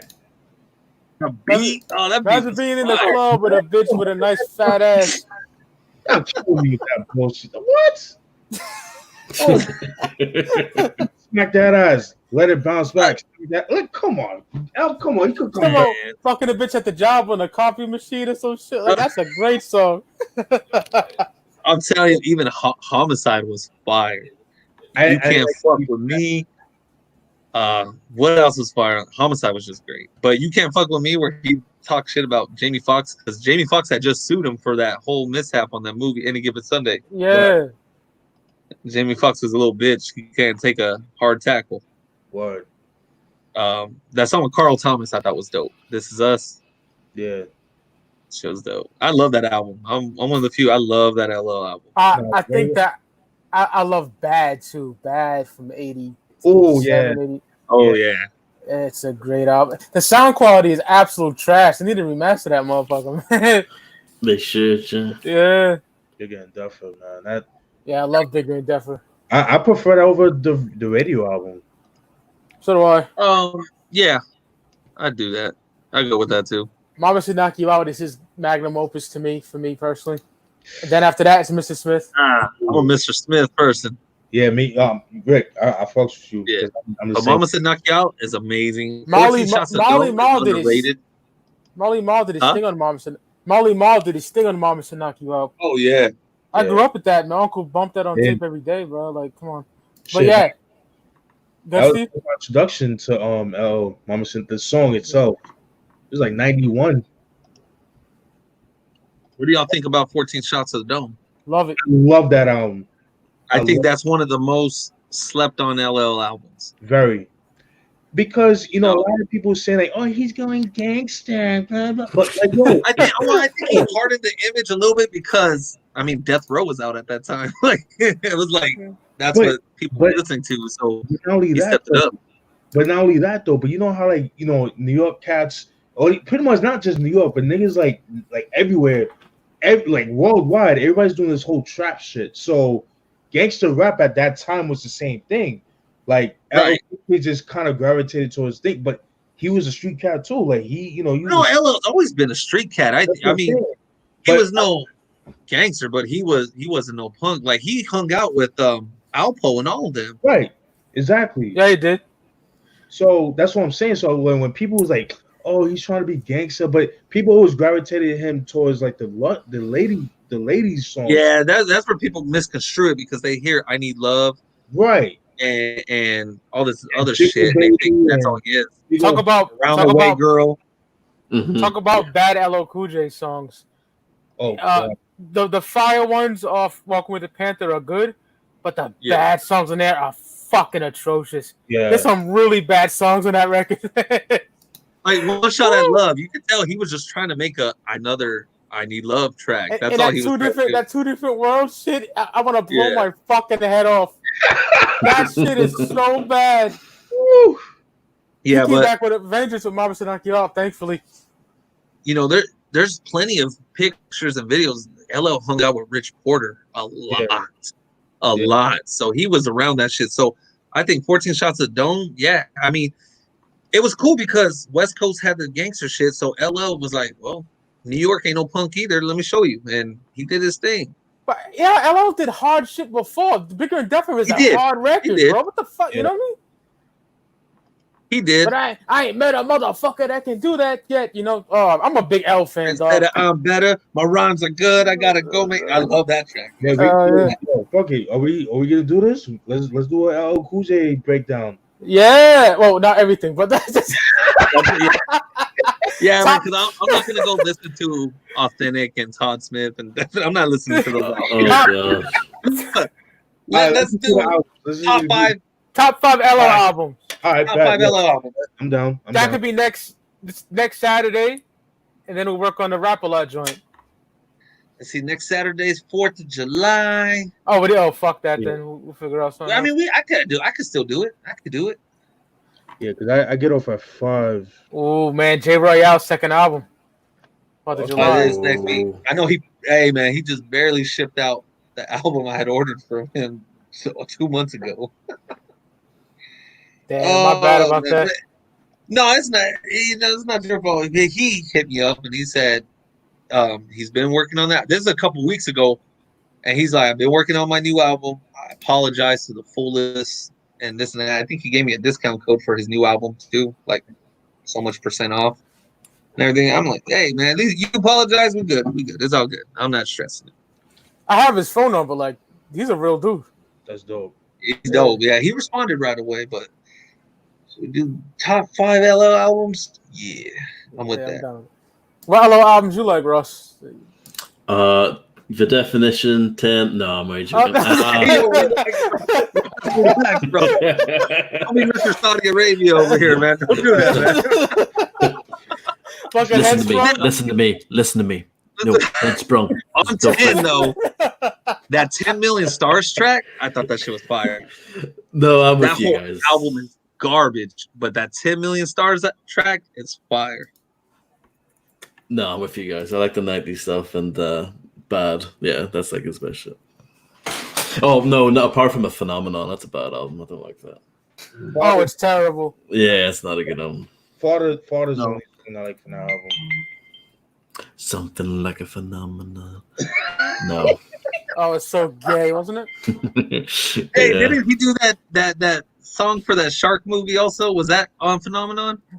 Shark Tale? Is that what you're No, thinking? he did some stupid shark movie. What was that? God, now it's driving me Deep Blue nuts. Sea or some shit There like you that? go. Oh, yeah. Stupid. I still can't believe you guys like imagine that though. Yeah. You talk about you've been a bad girl, you broke all the rules, forgot your homework, chewed gum in class, and the only way to fix it is to give me some ass.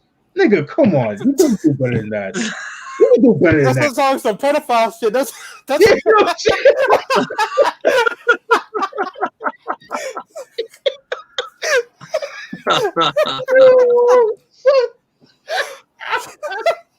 Oh man, I love Steve X. Funny as fuck.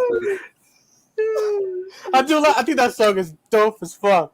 No, I don't see it, son. Like, oh my god, y'all niggas is crazy. Rockwell did that, right? Did Rockwell? Let me. I'm pretty sure. Yeah, he did. Oh man, That sound like that beat sound like a doorway track from Blackout. That's how. oh man. Like, oh man. I'll never forget when I really said, "Oh man, LL was like, he's not coming back." Was a Headsprung video. I was like, "What the fuck is this shit?" I've never even seen the video. Oh, it's terrible. I seen it on Rap City back in 2004, I think it was. Yeah. I was like, "Oh my." I like God. that track, but I've never seen the video. Oh, I hate man. that album. Yeah, I I'm actually like that track. I'm not with you on that, Rick. I'm sorry, brother, but That shit was some like back in the club type shit. That shit was fire. Over here, Broad and Hush was the thirsty. I'll bigger have a song. man reimburse me. That shit was fire, man. That shit was fire. I could imagine because I was too young because I was 04, so I was 17, so I couldn't go to clubs. But I remember back then they were so strict with the collared shirts. Like niggas had to wear collared shirts. That was a thing back in the day. You had to wear collared shirts. That's how it's still like that out here at most of our clubs. Oh, collared shirts. Collar shirts, no white shoes either. yeah, they were really picky with shit like that back then. No hats. Like most of the clubs out here are like real picky about. At least the last time I went. There was a club called Blondies where I frequented regularly back in the day, and you could rock whatever the fuck, which is dope. In New York, you still got clubs like that you can wear shit, but it also depends who you know in the club too. But the most of the part the clubs that I've seen, from homies that still live back home, that I see them wearing like hats and Jordans and all that shit. But those be like the hood joints though. But yeah. And it's something always fitting to pop off back then. You know what I mean? Step on a nigga sneakers, and something's going down. Jada versus Fab on Versus. Yeah, I don't give a fuck about that, to be honest. That's just whack. Jada got that all day. We was just talking, like, my old lady and I were talking about Fabulous right now, because when we were driving from LA, what's that song he remade, that Tamia song, Into You? Oh, God. I was like, yo, Fabulous could never do nothing original. He had to do Can't Deny It, or whatever that song was called, and it sucks. that's a Tupac ripoff, and it was garbage, and then this one, and then he did other shit. He has no classic albums. Oh, Yes, hell no. not one classic album, not even half a classic. No, nothing. And everybody want to bring up soul tapes and all that. I don't give a fuck about It's those barbershop niggas that's just have them on. Facts. The niggas that still rock the do-rags and the fucking Air Forces and Niggas be acting like they're like, yo. Hey, I still wear Air Forces though. Like, Air Forces are fire. Yeah. I'm just talking my shit. You know, I was like, shit. niggas that still sell mixtapes. You know what I mean? Like, I'm wearing Air Forces right now.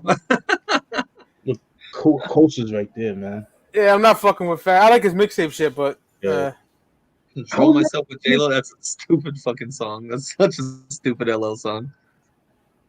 Yeah, I was never on a Fab vibe like that. You know what I'm saying? I like joints here and there, but I was not on the hype like a lot of the cats that I knew back in the day, man. Like Jada got a classic album, at least with Kiss Again Goodbye, in my opinion. You know what? And I'll give you. I like that album. I do. I don't like any other Jada album after that, but I do like because that's his first one, right? Yeah. That was. Yeah, that Breathe was dope. Nah, Breathe was stupid. I didn't like Breathe by Fabulous. I like Breathe 1 and then 2, 2 and I'm not gonna defend it though, to be honest. He got that from Hov, man. He got that from Lyrical Exercise. True. Yeah, I fucking hated it. I was like, oh my god, like you got that from a bonus track off Blueprint. Y'all niggas ain't tired, right? No, I'm about to log off right now in a bit. I gotta go meet up with some people right now. Oh, you gotta do that show, right? Show? No, I'm actually going to have some drinks right now with some friends, man, that I ain't seen in a few months. I was talking about Mike because I know Mike said you. Oh. Yeah, I got one to do at 10. Yeah, 10 o'clock. Yeah. Shout out to Brooklyn Menace, Studio 17, UFCD. We battling Insane Clown Posse's Marvelous Missing Link, Lost and Found. I hate both albums, so this should be interesting. It's gonna be fun, man. It's gonna be fun. My brother Siznak. But y'all want to do a LL next Saturday? I'm down. I have a few hours in the afternoon, Cali time, of course. I'm down. And yeah, I'll be by myself. My whole family gonna be out of town. So word. This was fun, man. Hell yeah. Feels good to be back with my brothers, man. I haven't told y'all. Hell yeah.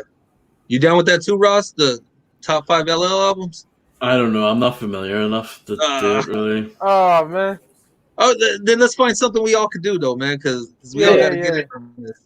Plus, I would like to see what you cooked up, Ross. Like, I'd like to see your choices. Oh, well, let's do a top 5 of it. Let's pick an artist and do a top 5, though. Let's do it right now, man. Let's get the I'm looking around my music room like, what would be good? What would you want to do, Ross? Shit. This is hard.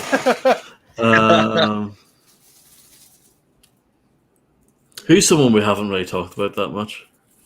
You can do artists, do a region. You can do like top 5 down south albums. Do a UGK don't even have that many albums. Actually, damn, man. Done No Limit. Yeah, we did. You guys did that, right? No, we still need to do it. Yeah. Top 10 Rap A Lot records. Oh, Fat Joe. When were we supposed to do Fat Joe? Do you know that? Do you know Joe enough? I do. Just the first 3 and Loyalty. That's it. Well, yeah. Let's run through the first 3 albums, then. Okay. You can do that. You know. We never talked about Fat Joe on this chat. Well, we don't. No, let's do really. Fat Joe. I'm down to do a Fat Joe. I mean, I could do top 5. I could run through his albums. Whatever y'all want to do. Yeah, I'm done with that. Top 5 Fat Joe albums. Top 5 Fat Joe coming Saturday. Yeah, Joe Crack, nigga. Joey Crack. Let's do it. And even though the first 3 are my favorites, there's 2 other albums I do like from him, so we can do top 5. There's like 3. There's like 3 more after that I do like actually. Man, let's give Fat Joe his flowers. Dark Side was wild, man. I love Dark Side too. I didn't care for that. So there you go. That's a sneak peek. All right, we're gonna discuss that shit Saturday. Save that whole conversation. Yeah. That's dope. What up, Josh? You fuck. All right, so I'm about to log off right now, gentlemen. All right, Rick. Sure. So, hey everybody, we'll catch y'all next week, 4th of July, top 5 Fat Joe. I love you, brother. All right, love all y'all. Peace. Peace. Oh yeah. Yeah, that was fun. Absolutely. Damn well. One day is a Fab track I could fully bump. That's a good song, I guess. Yeah, It's in the first album, right? I'm pretty sure. it's like the best song off that album, Ghetto Fabulous. Yeah. And that's I how, don't know. Beat selection was terrible. He did corny fucking love songs. dude, that whole excuse me, that whole album sounded like something that would have been like on like a BT like straight to video type of shit. That's how. Yeah. Or some shitty like NBA Street Game or something. You know Oh, Yeah. That's actually disrespectful, the NBA Street, because they had dope shit on there. NBA Street Volume 2 had Chief Rocker and shit. You know? Oh shit! Yeah, I never played it, so I'm just talking my shit. But Man, that's too funny, man. those beats are terrible. Oh, Yeah. Street Dreams just as bad. Yeah. I know you had like a Kanye beat and a couple other people, but just not even their best shit. You know, it's just like Just Blaze, Rick Rock. You know, I'm looking at it now. It's like these are people that have done good stuff, but not for him.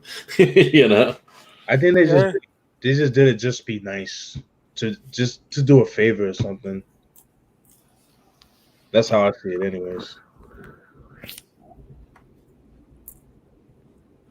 Man, Jada and Fab, I'm not even gonna watch it. Like I don't give a fuck about it. To be honest. no. Yeah, Feel you on a that. whole bunch of chicks though. I'll tell you that. Oh yeah. Fab. Yeah, the woman beater. Man, fuck Fabulous. How niggas talk about him, man? Niggas be acting like he like one of the high elite MCs or something. Hell no. They want to be Jay, man. I like the mixtapes somewhat, and that's it. Paul Kane, man. Damn. His brother? Yeah, he's nice. He too caught up in the streets though, man. Stack Bundles was a fucking problem, bro. I was a big Stack fan. And rest in peace. Hell yeah. RIP Stack. Yeah. Yeah, I didn't know Queen's Flip was cool with him like that. Like, he knew him way back. That's crazy, man. Like, Yeah. getting Queen's Flip too. Yup. Fat Joe just wants Envy or Noriega, the Nori album. Shit. Ooh. Jealous One's Envy. From 95? Yeah. I gotta go with that Nori album, bro. It's really good to me. That album means so much to me. Niggas hate on Nori. Oh, you can't rhyme. That album is up. That and War Report are everything to me, bro. I agree. There's a body in the trunk sound, so what you gonna be? Oh my I was just listening to that shit like 2 days ago. dog. The story, my nigga. Woo. Fire. Yeah, Ransom is dead nice. Radiation. No, niggas gotta give Ransom his props, man. He's still nasty, son. He's woo. When he said I'll leave you pond the river like the elephant man, I was like, oh my god. Stack would have blew up if he didn't pass. Yes, he would have. Stack was fucking ill. Yeah. some fly shit. Yeah. So what are you picking, Steve? You picking Jealous One's Envy? Yeah, I'm going Jealous One's Envy, man. I ain't mad at that choice at all. I gotta go that Nori. I love the Nori album. You can't go wrong with either, man. But yeah. But Jealous Ones, I don't know, man. It's like the album, like it aged well. Like it sounds good each time, every listen, yo. Like certain songs, like I would like skip over. Yeah. I would listen to it now. I'm like, holy shit! Like why didn't I listen to this before? It's like the perfect length for an album as well. It's like 47 minutes or something. It's great. Yeah. 15 track. Yo, the Success remix, Primo. Oh my god, that's just such a good song. Yeah. Fucking yo, even that's like perfect example. That song Envy with the sexual healing sample. Yeah. I always skip over that track, but then listening to it now, I'm like, yo, this shit goes hard. Definitely. Yo, that in the videos though, you see Bone Thugs in the video, niggas in Miami and shit. That shit, that shit. Yeah, Fat Joe was close with Bone Thugs early on. They went relatively together and hung out quite a bit. There's some stories, Label mates, yeah. There's some songs too. On I forgot the name of the song, but it was on. I think it's called You came now you came out, but the song with him, Pun, and Flesh and Bone off the first album. What the name of it? Oh man, That shit goes. yeah. That's an Album, underrated album too. that album is dope. I gotta get that for it's out of print forever. You know? Nah, man. See, I focus on the expensive joints. You feel? Yeah, no doubt. Yeah. We can all relate to that. Yeah. Then that'll be expensive soon too. So, Shit. you know. Yeah, I like that Flesh and Bone album. It's pretty dope. Yeah, I like it too. Second album's though too. Fifth Dog Let Loose. Yep. Yeah, I got to peep. I heard it back in the day. My boys driving around listening to that shit. This nigga Flesh and Bone and guns do not mix very well. Or Mad Lion, the relating. A Sean Paul stage. Well, I never heard the relating. I heard the first album. Real Ting. Oh, the real thing. Okay. See, he didn't space the shit. Yeah. Yeah, I know what you mean. It looks like a different thing altogether. Yeah. The real thing is dope as fuck, bro. Love that album. Yeah, Karis One did the production on that joint. That dirty SP1200. Ah, it's so good. Yeah. It's such a good album. His second his other album, Ghetto Gold Platinum Respect, was pretty dope. So Is that good? yeah, I like it. I mean, production wise, it's done by Karis One, so it's like a step up, but Yeah. but it's not as good as the real thing. But Yo, what time is it for you, Ross, over there?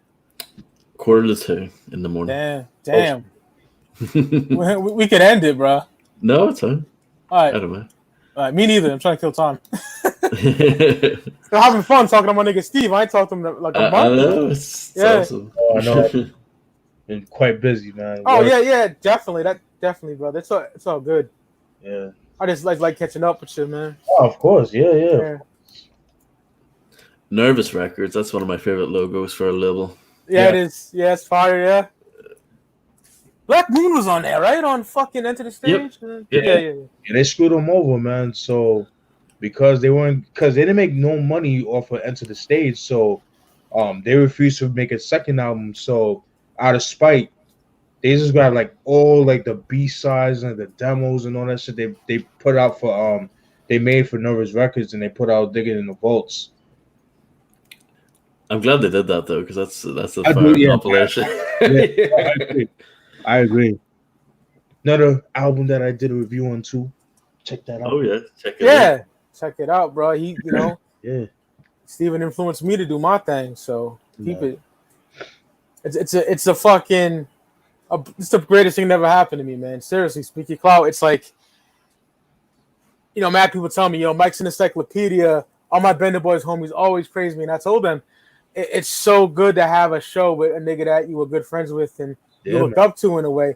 Like Capone told Nori, you ain't gotta be a nigga younger than you can influence you too, you know what I mean? And I'm glad you said that, man, because I hate that whole generation gap. Like for example, like I hate when people be like let's say like us, for example, right? Yeah. The Doors. But then the older cat be like, what do you know about the Doors? You wasn't even thought of. Like, why do I? So if I didn't like it, I would be hating. Like, oh, you don't like that. What? Yeah, sorry, I wasn't in Hate Asbury doing acid in '67, my nigga. You feel me? Yeah. Those are dope, bro. Yeah. You know what I'm saying? It's like I hate that shit. That's just so ignorant as fuck. It is. Like it's Timeless music is dope. Like be happy that I like that shit. Facts. Like y'all niggas wasn't, alive when the Bible came out, but y'all fucking praise that shit. Like, no disrespect, but it's like, come on, like, yeah, it's the same logic. Yeah, it's like the same shit. Hey, yo, Steve, I love when you was talking your shit. You had the chew stick, and you were just going off on these faggot niggas. Man. I was like, hell yeah.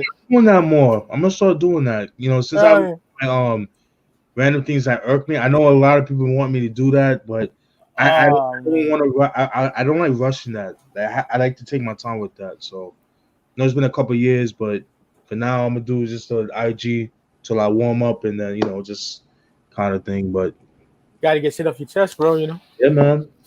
these fucking groupies, man. Like, it's like, damn, you like Trump more, you like bitches and shit. Jesus Christ, you was just, if you tell to suck my dick, y'all will do it. Like that's Oh yeah. They would.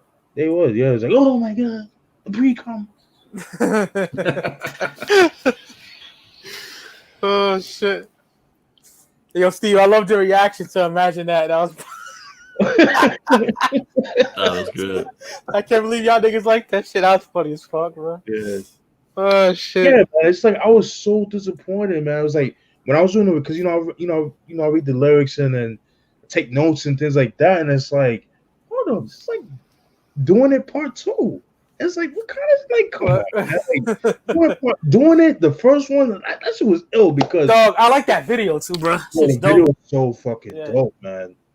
And that laundromat that you see in the background, like that's on Merrick Boulevard, right on Dutch Broad. Yo, that shit. Ooh, man, I love that. This is, and like this is shit. Like the chemistry, man, between them two. The beat itself is fucking dope. The fucking I think it's a Grace Joe sample. That was for Biggie. That's why, like, you hear in the background, like, yeah, that was for Biggie. Yeah, man. That fucking, I love Mr. Smith. Yeah, I love that album, man. Who Do You Love Lounging? Ooh, that should have been on there. I should have on that album, man. Yeah, it's so good. Total and shit.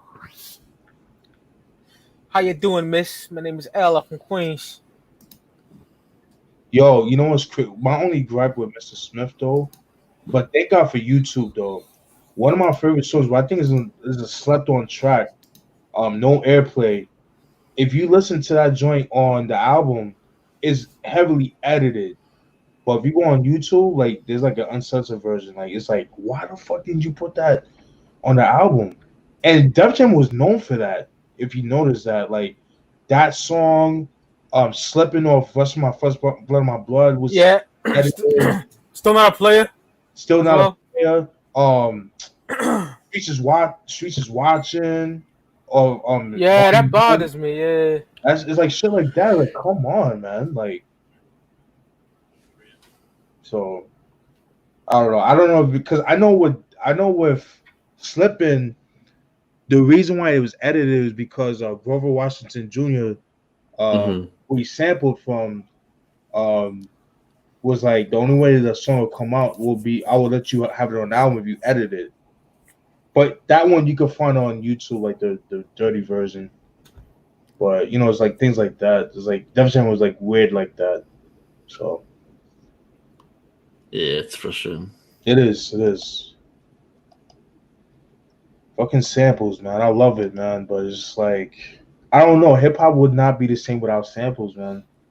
I'm sorry. No, definitely not. I'm sorry, man. No, it wouldn't. Fuck no. Oh. What's your thoughts on the show or any other hip hop documentary? The show is amazing. Dope soundtrack too. Yeah, Joker's Gallery. I love that documentary. Yeah. Soundtrack is amazing. Like Ross said earlier, he likes Rhyme and Reason. I love that too. Yeah. Stretch and Barbito, Radio That Saved Lives. And my favorite documentary of all time, hip hop wise, of Mics and Men. Oh yes. That Wu-Tang one blew me away. Facts. Oh my god, it's amazing. It really is. And being the Wu head, you know, I left Money Miz a voice message and told him you gotta check this out. When that first came out, because that shit is incredible. I want to put it on DVD, man, on Blu-ray. They better. Yeah, I was gonna ask because I've been trying to look for it. It's not on DVD or Blu-ray. Because I know Ross never seen it. That shit is, you would love it, Ross. Trust me. Yeah, it is it. There's like never before seen footage of them recording 36 chambers. It's fucking incredible. I lost my shit when I saw Inspector Deck on the EPS 16 Plus. The same keyboard I rock with, man. I was like, what?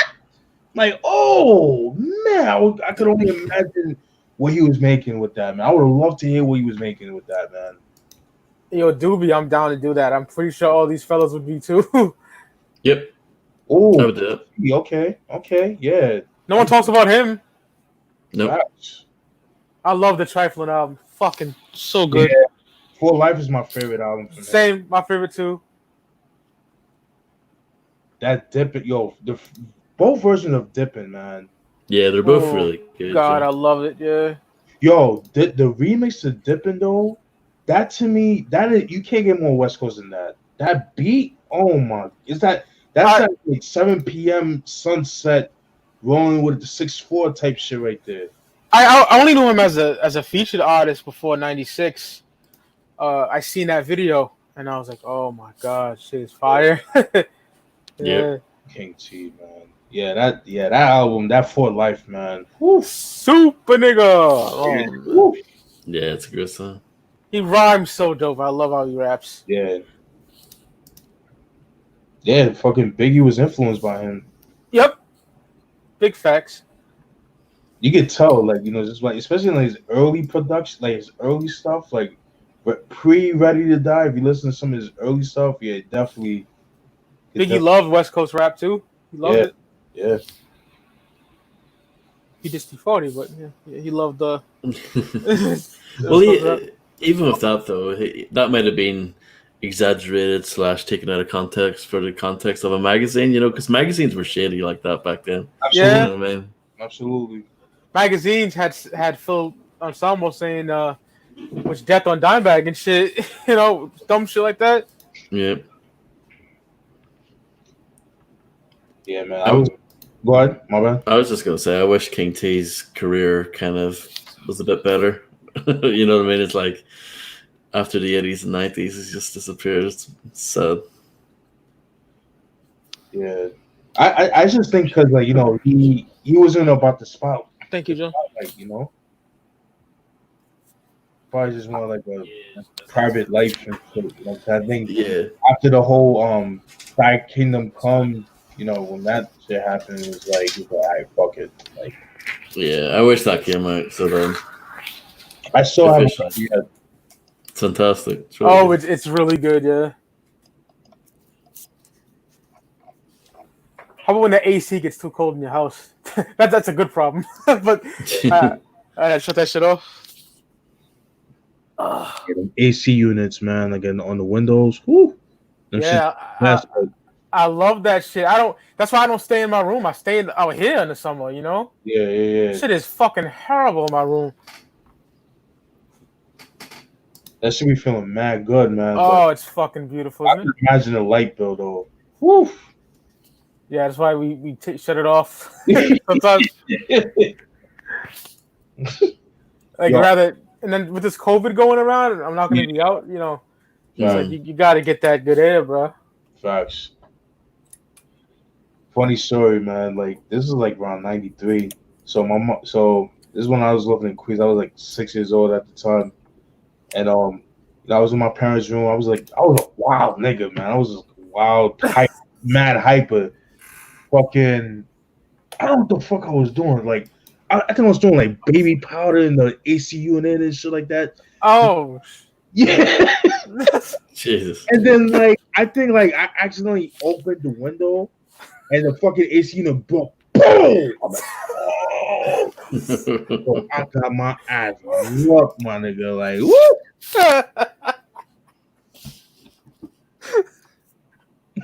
That's. Oh shit! They part of the AC unit. Shit. Yeah, man. Those things are expensive, you know. I was a wild nigga too. They tell me stories like I was like when I was like 5 or something. I was like in the fireplace fucking around in there. Like all the black smuttle over my pants and shit. Yeah, my mom always telling stories. I used to beat niggas up in kindergarten and shit. Fucking wild shit, dog. Like I don't remember the shit, you know. I can just imagine you like gorilla press slamming little kids. Yeah, and I wasn't like a bully or nothing. Like I drew a picture for my mother, and my mother was like a teacher's helper type deal. Okay. She was in the class, yeah. And the nigga he crumbled my drawing I did for my mom's, and my mom said I grabbed the nigga, put him in a corner, and went to town on the nigga. You know, like wild shit. I wish I remember that shit, bro. I don't remember shit like that, man. It's like from like age 10 and up, I remember the most of, you know, maybe even 8, 9, you know. Yeah, for me it's like maybe 6, 7, somewhere around there. Because that's when I remember like stuff from like the Attitude Era, like, you know, watching that for the first time. Those are the days, bro. Absolutely. Like I remember like the late 90s still to an extent, you know, what was playing music wise and stuff, you know. Late 90s was a shit. That's when I first lost my virginity. 99, fucking smoking weed. Nintendo 64, fucking. Oh man. I went to summer school that year, 99. Same. That's when I left to get murder music. Yeah. I was like, fuck this shit. I graduated that year, 6th grade. Got my Game Boy Color that year. That shit was fire. I never had one, but that shit was fire. My boy had it. Yeah. Yo, Louise, facts, my nigga. Kids don't even have childhood. Yeah, they don't. Social media is their fucking childhood, man. Sad. Yeah, it is, bro. That shit is whack. Yeah, I was one of the last like generations to not have the internet like grown up like that. You know what I mean?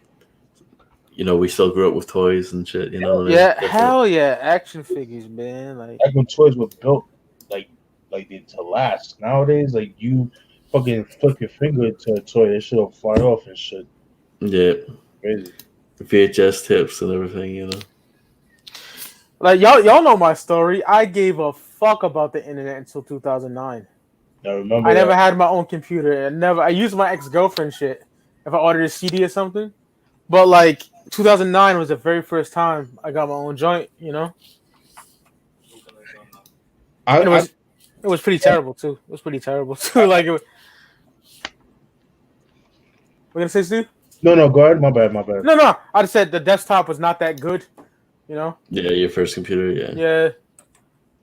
Yeah, man. Fucking like I'm like with you. Like I was always on the savvy with the internet, but as far as like buying shit, like I didn't start buying shit off the internet until like 2013. Word. Yeah.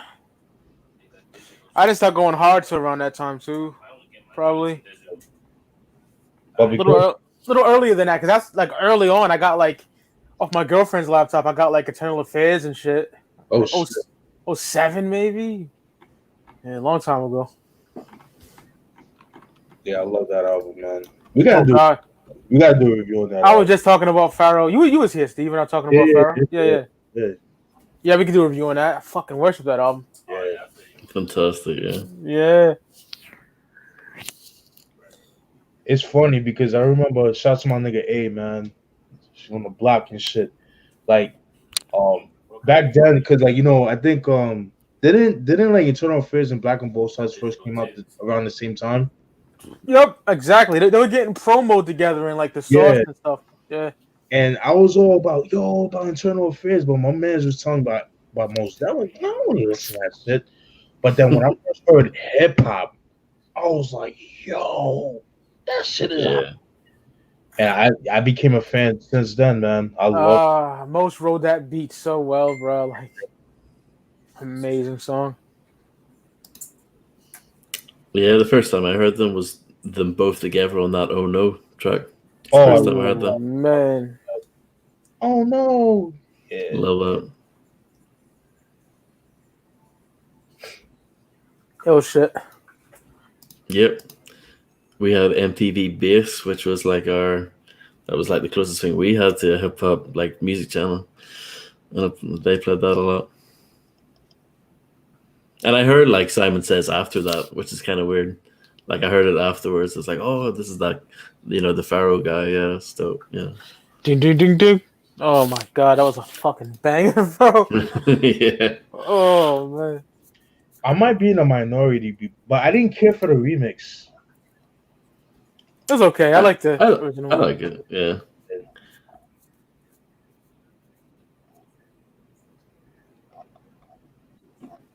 I got that shit in my head right now. Like Pharaoh killed that shit. Jeez.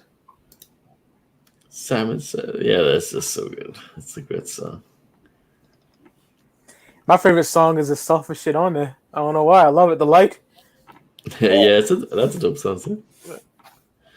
For me, it's Queens. I love that Queens. Yeah, that single. That should have been a single. I could see that too. You know, storytelling about that guy Donovan and stuff. Yeah, that would have been dope. What's crazy? That song he sampled from Maxwell. That's a Maxwell sample. Okay. Yeah, I was like, holy shit. How was the Equinox, man? I haven't listened to that in years. Oh man, that's a great album. I like it. It's a good album. Yeah, that is a great album. Very underrated. I think you would like that, Mike. Yeah, I listened to it, but I don't remember it. It's been so fucking long. I think you would. It's dark. It's cinematic. Like it's very dope. Dope. Yeah. A lot of punchlines from Pharaoh. Or Huh? A lot of punchlines from Pharaoh. Him, Prince Paul. Oh yeah. Yeah, yeah. I even think the first album's kind of underrated. It is. Oh my god, I'll never forget that. I met Freddie Lugo like 2016. He gave me a list of CDs. He said, "You want these?" I didn't know the nigga. I thought he was like selling them, and he had Organized Confusion. I said, "No." What the fuck was I thinking? I didn't know. I didn't know they were for free. You know what I mean? Oh god, that was a dumb mistake. It happens, man. I should have said, "Are these free, dog?" Like, but nigga never came to me. That's why I love Lugo. Nigga never came to me with like, "You want these for free?" type shit. You feel? Right. Yeah. So I didn't know, but lovely guy, truly yeah, lovely guy. He's a great man. Yeah, I'll fuck around and find it one day, hopefully. Yeah.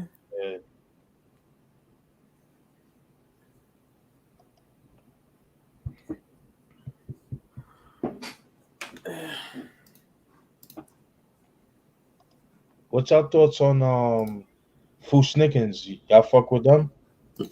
I know Mike used to hate them back in the day. I didn't get the fucking vibe, but I didn't like them niggas like that, right? But I grew around to liking them. They're okay. I don't love them. You know, Right. I like some songs from them. I think the second album's very dope. I really like the second album. I love the second album. First one's good, but the second one's dope. Yeah. Yeah, shit is dark. Cause it's like Ross, man. He didn't like MOP at first. I was like, "What the fuck?" Now you know, like like look back and like, what the fuck was I thinking with some shit, you know? 100%. I think we all do that at some point. Yeah, like ASAP Rock. ASAP Rock was like, I don't like this shit. Now I love Labor Days, bro. That's my shit. Who else? Dr. Octagon, Tim Dog, you know? Yeah. Digital Underground too. I didn't like him that much either. Now I like him, you know. But that's the beauty of music, man. It's like when shit like that, like you go back to, like you listen to, like holy shit. Music nowadays don't do that. As far as like, I don't know. That's just me. See, do you like it? Or you don't. Wait, say it again, Steve. My bad. I was reading the message. I was just saying, like back then, like that's how music was. Like where like you might not like it at first hand, but then when you go back to it, you'll like it. But like I feel like with music today, you don't really get that. It's either you like it, you fuck with it, or you don't.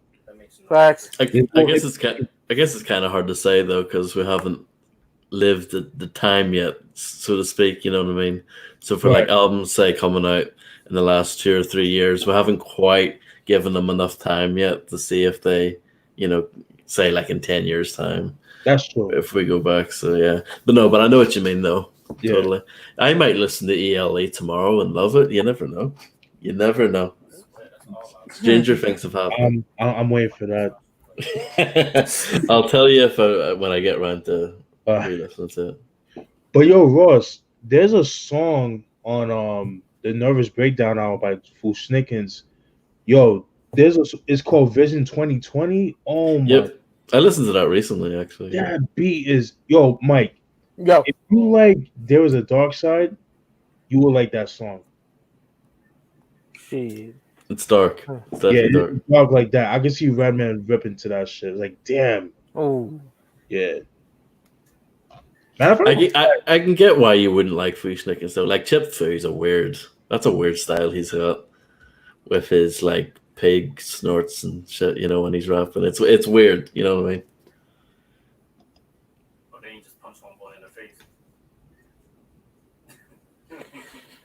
Oh, that's a good one, but Luis. What'd he say? He said MOP Farm Squad or Teflon My Will. Man, I wish I had My Will, dog. Oh man, yeah. I love that album. Same. I think you were more excited that you punched Homeboy in the mouth. Fire Squad for me, for what I listened to. Yeah, I'm gonna have to go with Firing Squad, but My Yeah. Will is so underrated. If you like Firing Squad, you will like My Will. Yeah, I still need 97. to check that out. Mm-hmm. Yeah, Yeah. you got a dope voice too, that dude, man. Teflon, yeah, definitely. Yeah. Hey, yo, I'm gonna end this shit, right? But I wanna keep Ross too long. I wanna talk about something with y'all before we leave. So don't leave the Yeah. studio. Yeah, All no right. problem. It won't take long. Give me like 5 minutes with y'all, and then y'all can go about your business. Yeah, sure. All right. Shout out to everyone in the chat. Shout out to the chat, man. Love and appreciate y'all. Live every Saturday. Speaky Cloud podcast. Fat Joe top 5 albums next week. I hope to God I'm not busy because you never know what comes. But I'm pretty sure it will be good. If not, we could do it next time. It's all good. But yeah, shout out to everybody in chat. Love y'all, man. Peace. Peace. Speak Cloud podcast signing off. Yeah. Yeah.